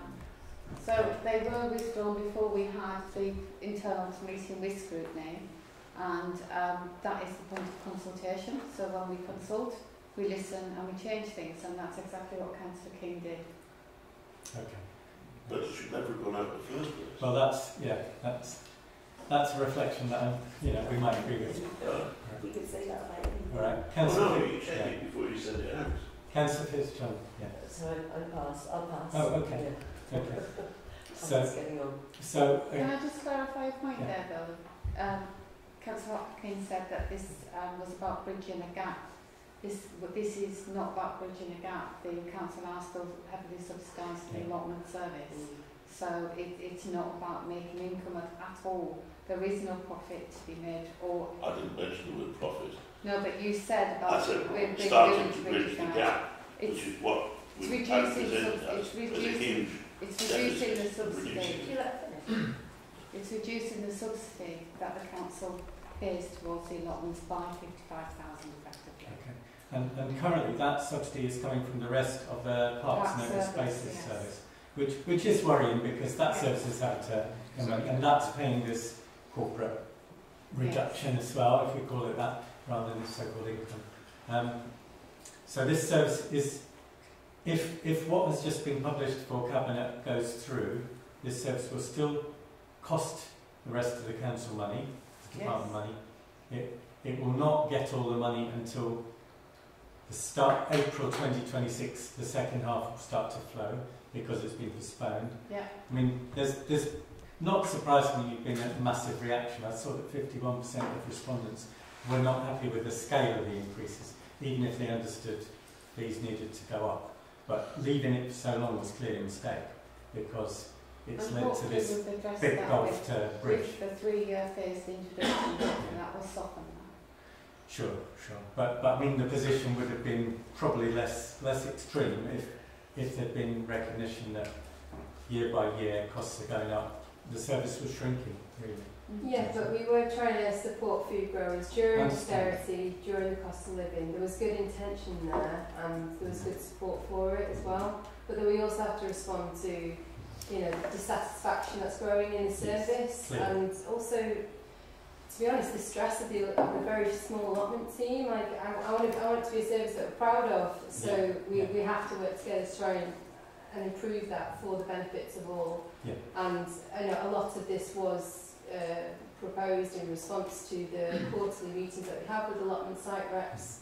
There are those meetings and the daily calls that allotment officers get saying this is what we need in order to have a service that we can be proud of. So a lot of it is a need to develop that. So it's important that we support that. But the staggering of the rent across to those side of the 12-month notice period, staggering the rent over those 2 years should make it a lot more manageable, and it responds to some of the feedback that we had as well. So that was something I was quite keen to do in order to hopefully get the support of allotments.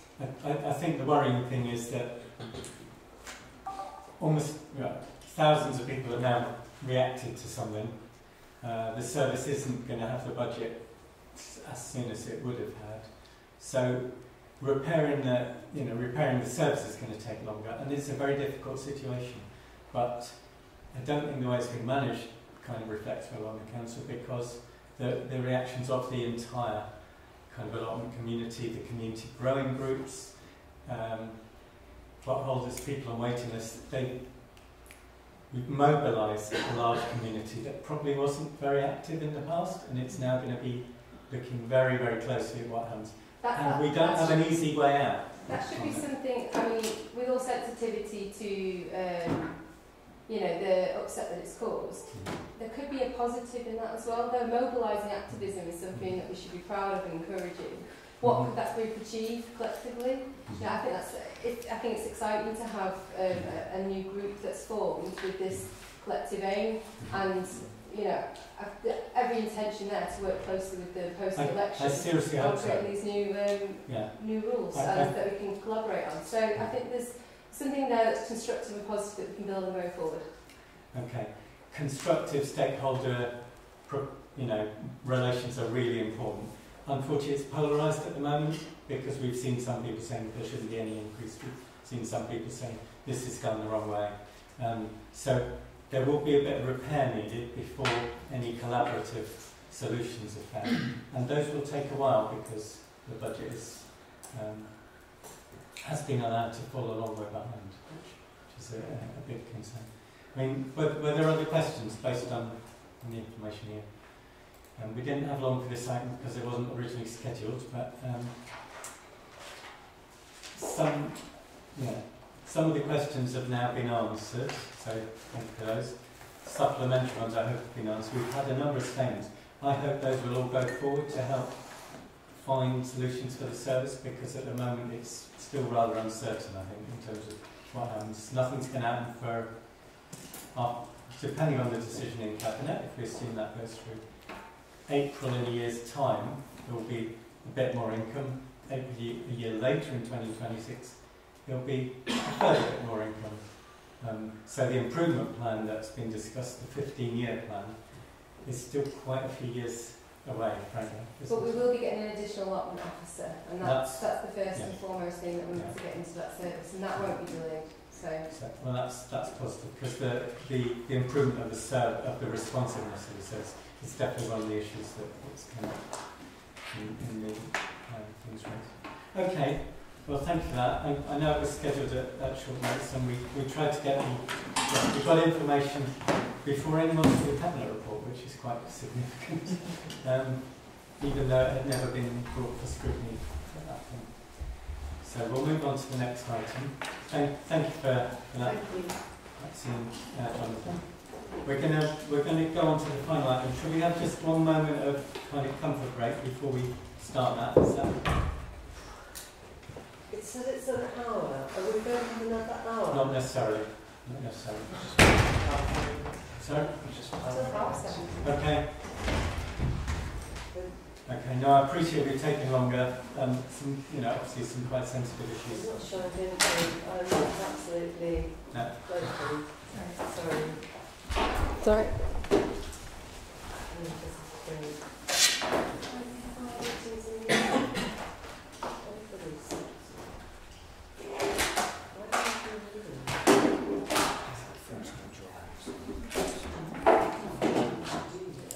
Okay, thanks very much. So the reason for this item 10, is the final discussion item, is looking at community asset transfer, and the fact the policy was approved in 2009, I think. Yeah. And it's due for review, it's due for refresh.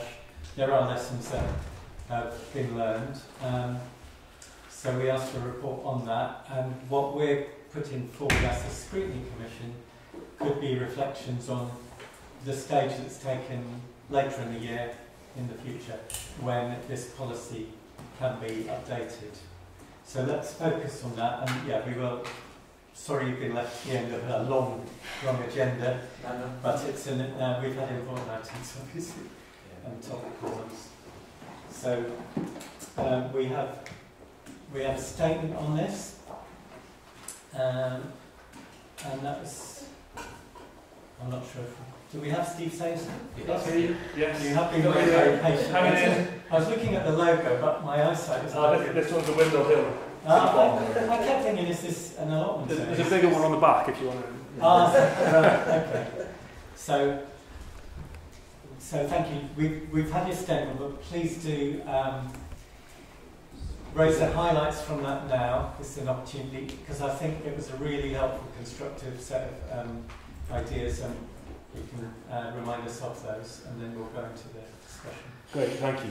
Thanks. So I'm speaking on behalf of a group of community organisations, all of whom, which run buildings, most of which are owned by Bristol City Council, to the benefit of our communities in the city. We're about to publish a manifesto that will ask the council to take urgent and potentially transformative action to protect and enhance the shared spaces for the benefit of communities where we live.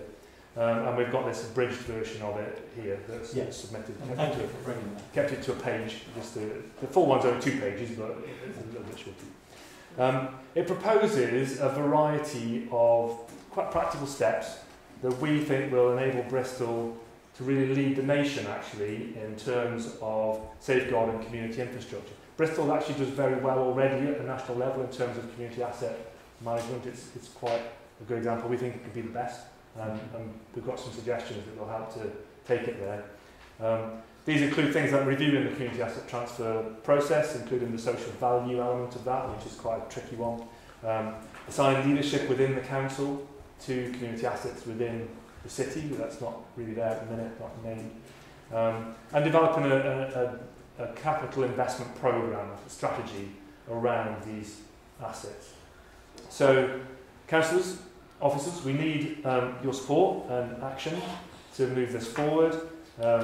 We really want to hope that we can secure a brighter future for community assets in Bristol, and would love to engage with you when this community, as this manifesto comes forward and becomes more public, in terms of how we take that forward to really ensure the brightest possible future for community assets in the city. Thank you very much. Thanks.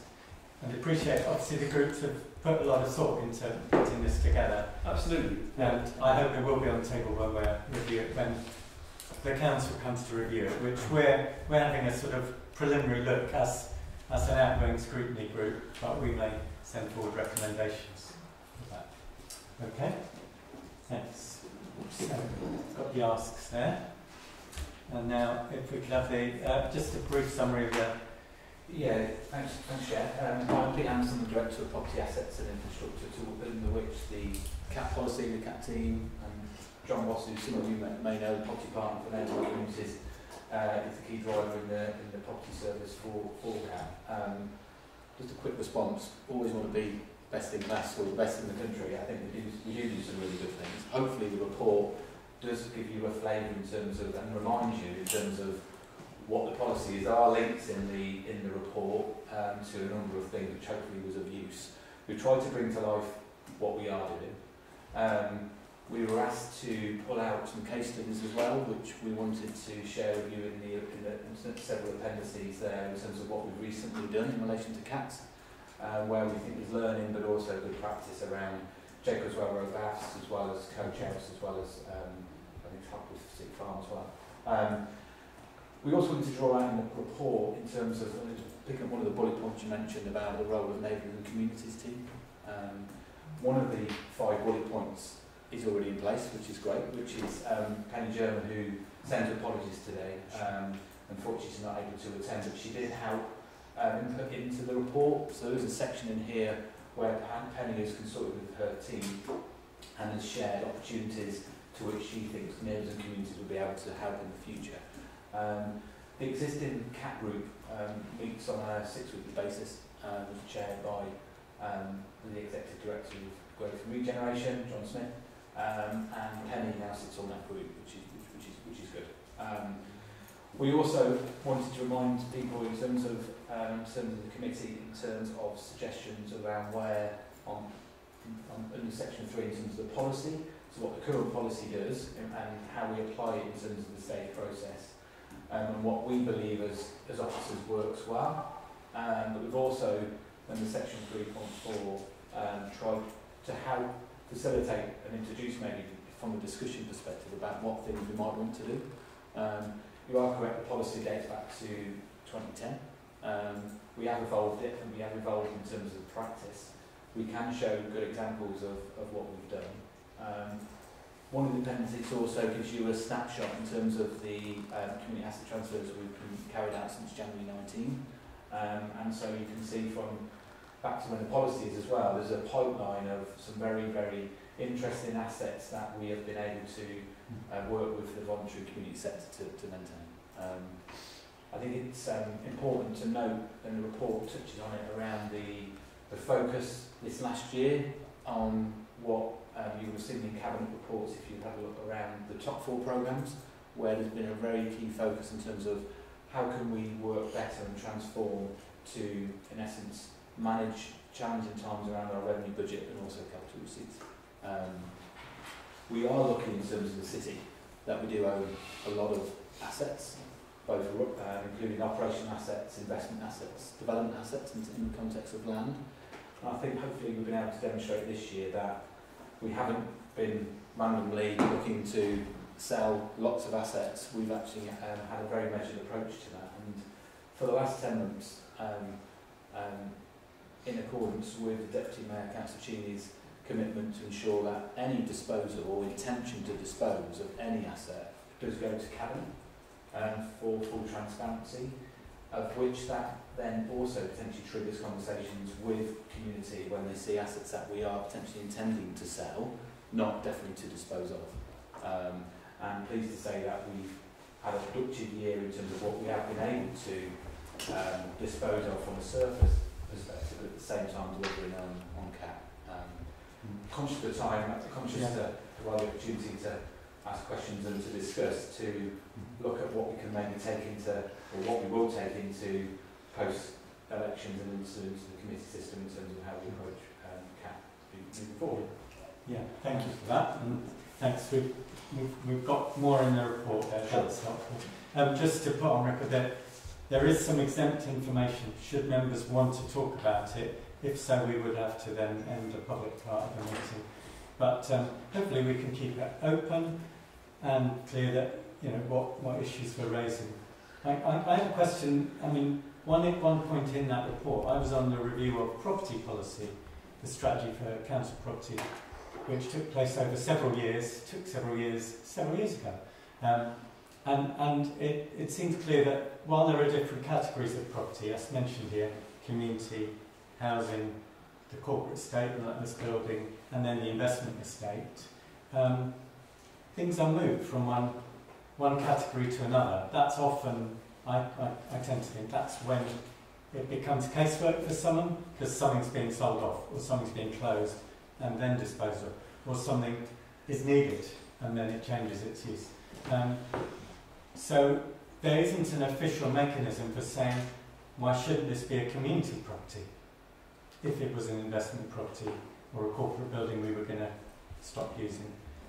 So should we have a mechanism for a community coming forward, local members, area committees who need to be mentioned in this in the future, to convene and say what properties could be put in the hands of the community that aren't currently community properties or ones that are being disposed of? Yeah, I think for me, in terms of that movement between, I guess that's through the surplus process. Well, each department might say, we don't now need this for housing, or we don't now need this for a shopping parade, or we don't now need this for a corporate building because we're centralising, to this building. Sure, and I would like to think that part of that conversation, in that pathway, you have a conversation around potentially to community use. I was just trying to share the process that we do currently follow internally in relation to what we call a strategic asset management plan for each of the services. So we would, or John and the colleagues would be responsible for a portfolio to which they would have regular engagement with the service.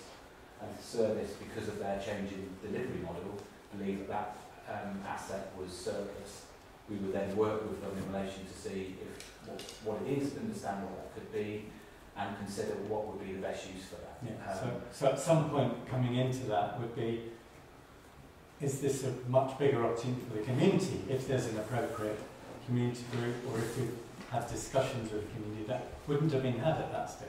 No, I think that's where the role of maybe communities comes in very strongly in relation to, from an officer perspective, internally having the conversation. I think there's a question to say, how does that play out in relation to raising that and engaging with the community? I guess there's an element of time and resource in relation to do that for the plethora of assets we've got. But I would like to think there's opportunities in the current process, although it needs to be reviewed in terms of where that may come visible. And at the moment, it doesn't necessarily involve members. The future area committees that are going to be more active, it needs to start to involve those more localised groups of ward councillors and so on in the areas. And the working groups around the area committees or the creation, I know they have existed, and I know community assets have been talked about and considered, and I have fell into that. So I would, moving forwards, I would expect the role of the area committee to have a role in relation to community assets.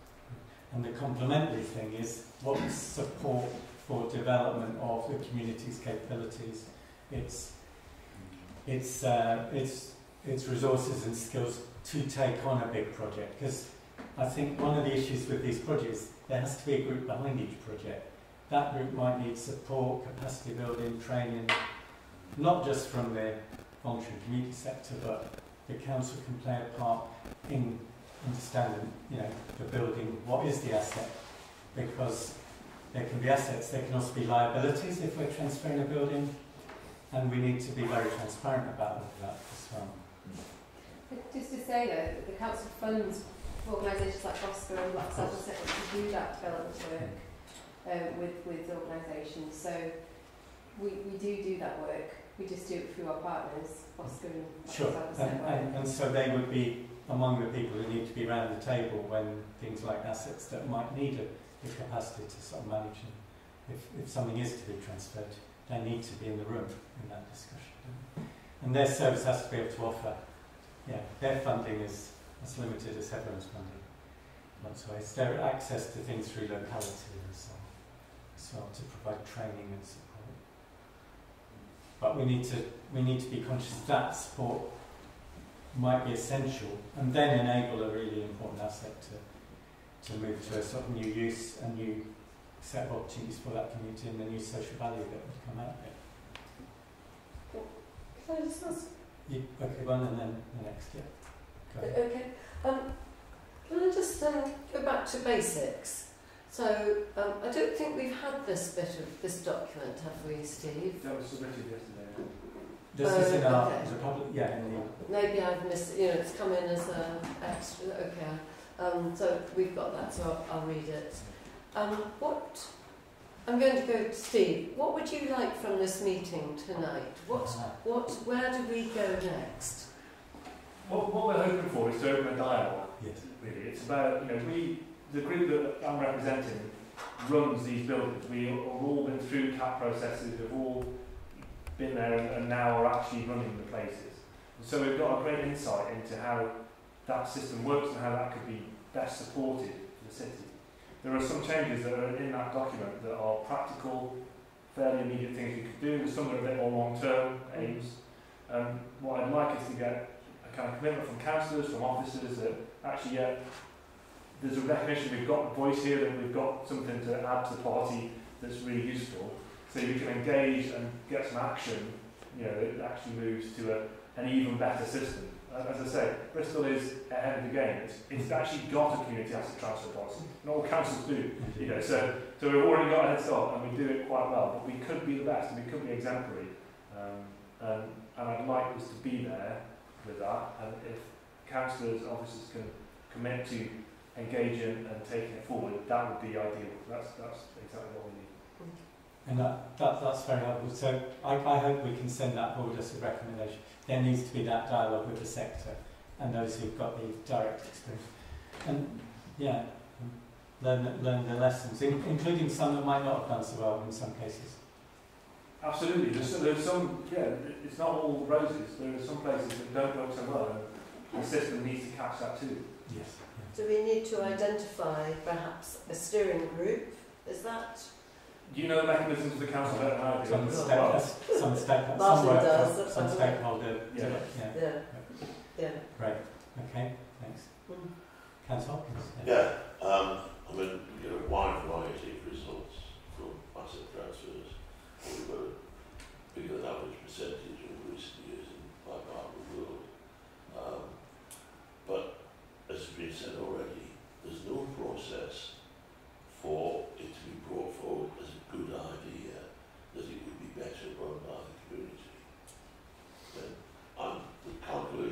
always thinking very short term. You know, how much rent we losing by not rather than looking what the long-term service is going to be. And I know this sounds strange, but the reports are written from a Bristol City Council perspective rather than a city perspective. And they are not necessarily, in fact quite often aren't the same thing. They don't always agree.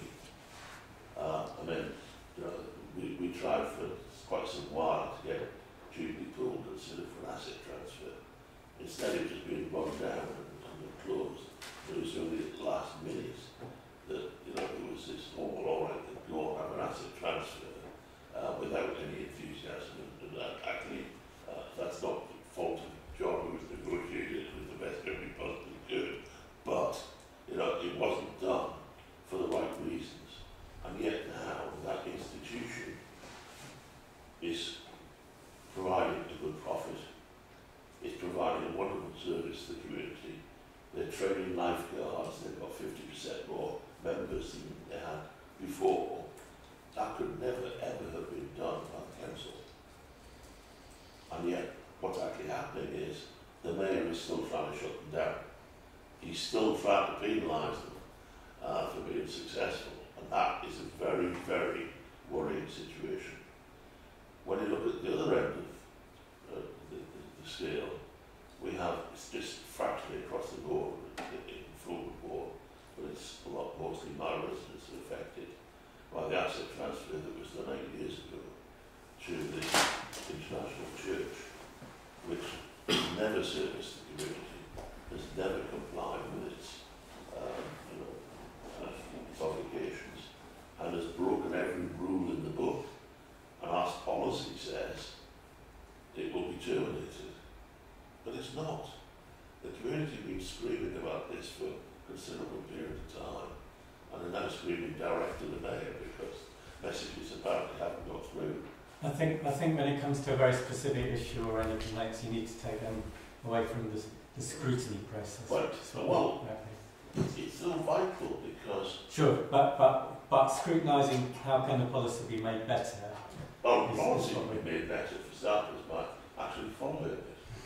I mean, it's one thing to have something written down, we're going to do this, but if it doesn't then actually happen, that's a considerable concern. And as you said earlier, it's active consideration through a working group on the committee model and local area committees, rural area committees. We have actually said that asset transfers and consideration of asset transfers is a vital function of the area committees, because those people have an idea of what will work on the ground, what strength the organisations are, because, as we've already been said, some of the organisations, you can throw the thing at them, throw the opportunity, haven't got a clue how to deal with it. But the local area committee has a good grasp, quite often, of the strength of organisations and whether they will work, but everything again is centralised. So we've already said there needs to be a place in the process, hopefully an early place, for discussion with area committees. I would look forward to it. And that would replace, because the amount of transparency over where something gets signed off hasn't been very clear up to now. The leases that are longer or shorter, the decision making that something can be transferred or isn't, will become more transparent, I hope. And that's something I would want to see from how the policy gets updated and implemented. Because it hasn't involved local members in it. The people on the panel, we need to be clear who they are and what mix and what voices there are for community organisations, residents and so on that. Are there any other different aspects anyone would like to bring up? I could rattle on. Please don't. On ones that haven't worked and should work. Well, we're looking for ways to learn from any lessons. So, exactly. Yeah. Are there other things you think you need to sort of start a process so that we know later this year there's going to be a committee leading on such issues relating to communities or property, and they need to work together? just does the departments need to work together? Because property will come under the resources and finance, which is going to be one policy committee, and community development and community issues and social value will come under one or more other parts of the community model. So what we need to see is a policy in place that ensures automatically that the right people talk to each other and that the right issues are sort of brought together for that, including the opportunities being valued. I think it is important to say it isn't just about property value, it isn't just about money, it is about social value, community benefit, opportunities. Any other contributions? I know we've... Oh, Kerry, go ahead. Just a comment, really. Yeah. About the farm and how amazing it is, because back a while ago we had a very lively community meeting where it got very, very shouting. People didn't necessarily want what was planned, right. And actually we've got something really amazing. That's Thank you. isn't it? Yeah, and that's an example. That's a really good example. So it's about getting through any concerns, but there needs to be a process to manage that disquiet or whatever it is. Worries. Yes, we don't much show well. There's nothing wrong with showing meetings, but well, I should say lead to something positive, hopefully. That requires political support, because at that meeting, I was at that meeting, you were there. Yes. It got very hairy. Okay. Yes. And we couldn't do anything right. Right. Now here, we've actually got Steve here, who has almost single-handedly driven the whole project. And it's now what it is. He's got a team of people. He's got £850,000 in the first year. Yeah. Over a million now. I think the proof of the pudding is in the eating. It's there now, and I think that's a good example of how it could be done. So you've got to have the vision and the opportunities. There were lots of meetings in Hartford recently, and lots of them were very, very shouty, but that one was very memorable. But we had good political support, and there was no wavering. There was no, people looking over their shoulder. Okay, that's helpful. Yeah. Congratulations. Yeah. Well, we love the Windmill Hill City Farm. It's a fantastic asset. But the example you're giving is the Hartcliffe. Yeah. But they're both connected to Steve, so... And I can remember worries. Many farms in Bristol. Yeah. The other example of Jacobs Wells Baths, where it was on the list in a cabinet meeting. I spoke, other people spoke and said, but there's a plan for a community asset transfer. Why is it on the list? I said, oh, that's just a fallback. It gives us permission to sell it if it doesn't get transferred. But that worried a lot of people, whether that was sort of the right time to have that put on that list. But it's worked out well. So that's again, it's really positive to see the opportunities that are opening up there. Can I just say, I love the way you've done your show, the three examples in the paper.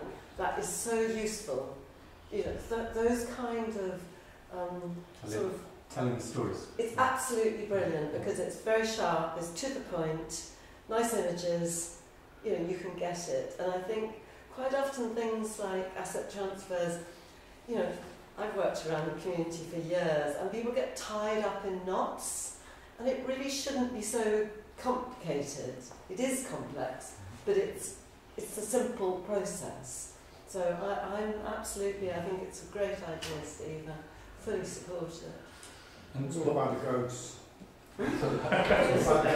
Yeah, exactly.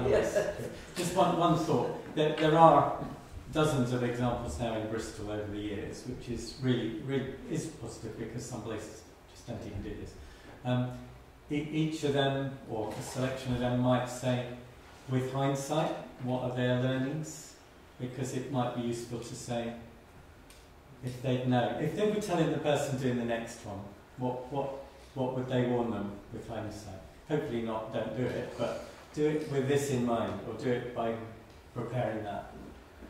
So that those sort of lessons. I think, Chair, that's a good idea in the context of, we've written this from an office perspective, from speaking to colleagues. I do think let's hear the voice from some of those groups. Leading into, into the new world, as it were. And we know that sorry. Yeah, we know there have been some pitfalls along the way, but we can learn from those too. Yeah. All right. Thank you, everyone. Thanks for raising those issues. Thanks for bringing that. Thank you so much for sharing your document. And I think we want to make sure that's on the table when this gets to its next stage in terms of reviewing policy. So, excellent. Thanks very much. The final item was the notes, which is the performance management. And we didn't raise any questions, so we haven't got any reports on that. So the meeting is now closed, and we'll send forward some of these notes to the future committees.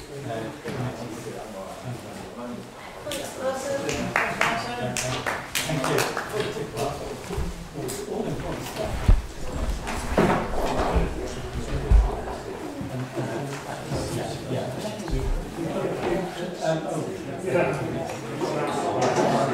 Comments I made on the report.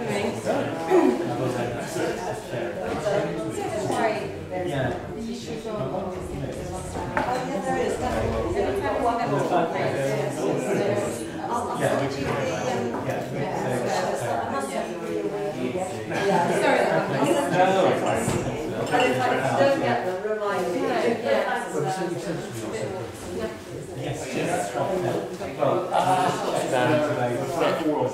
Yes.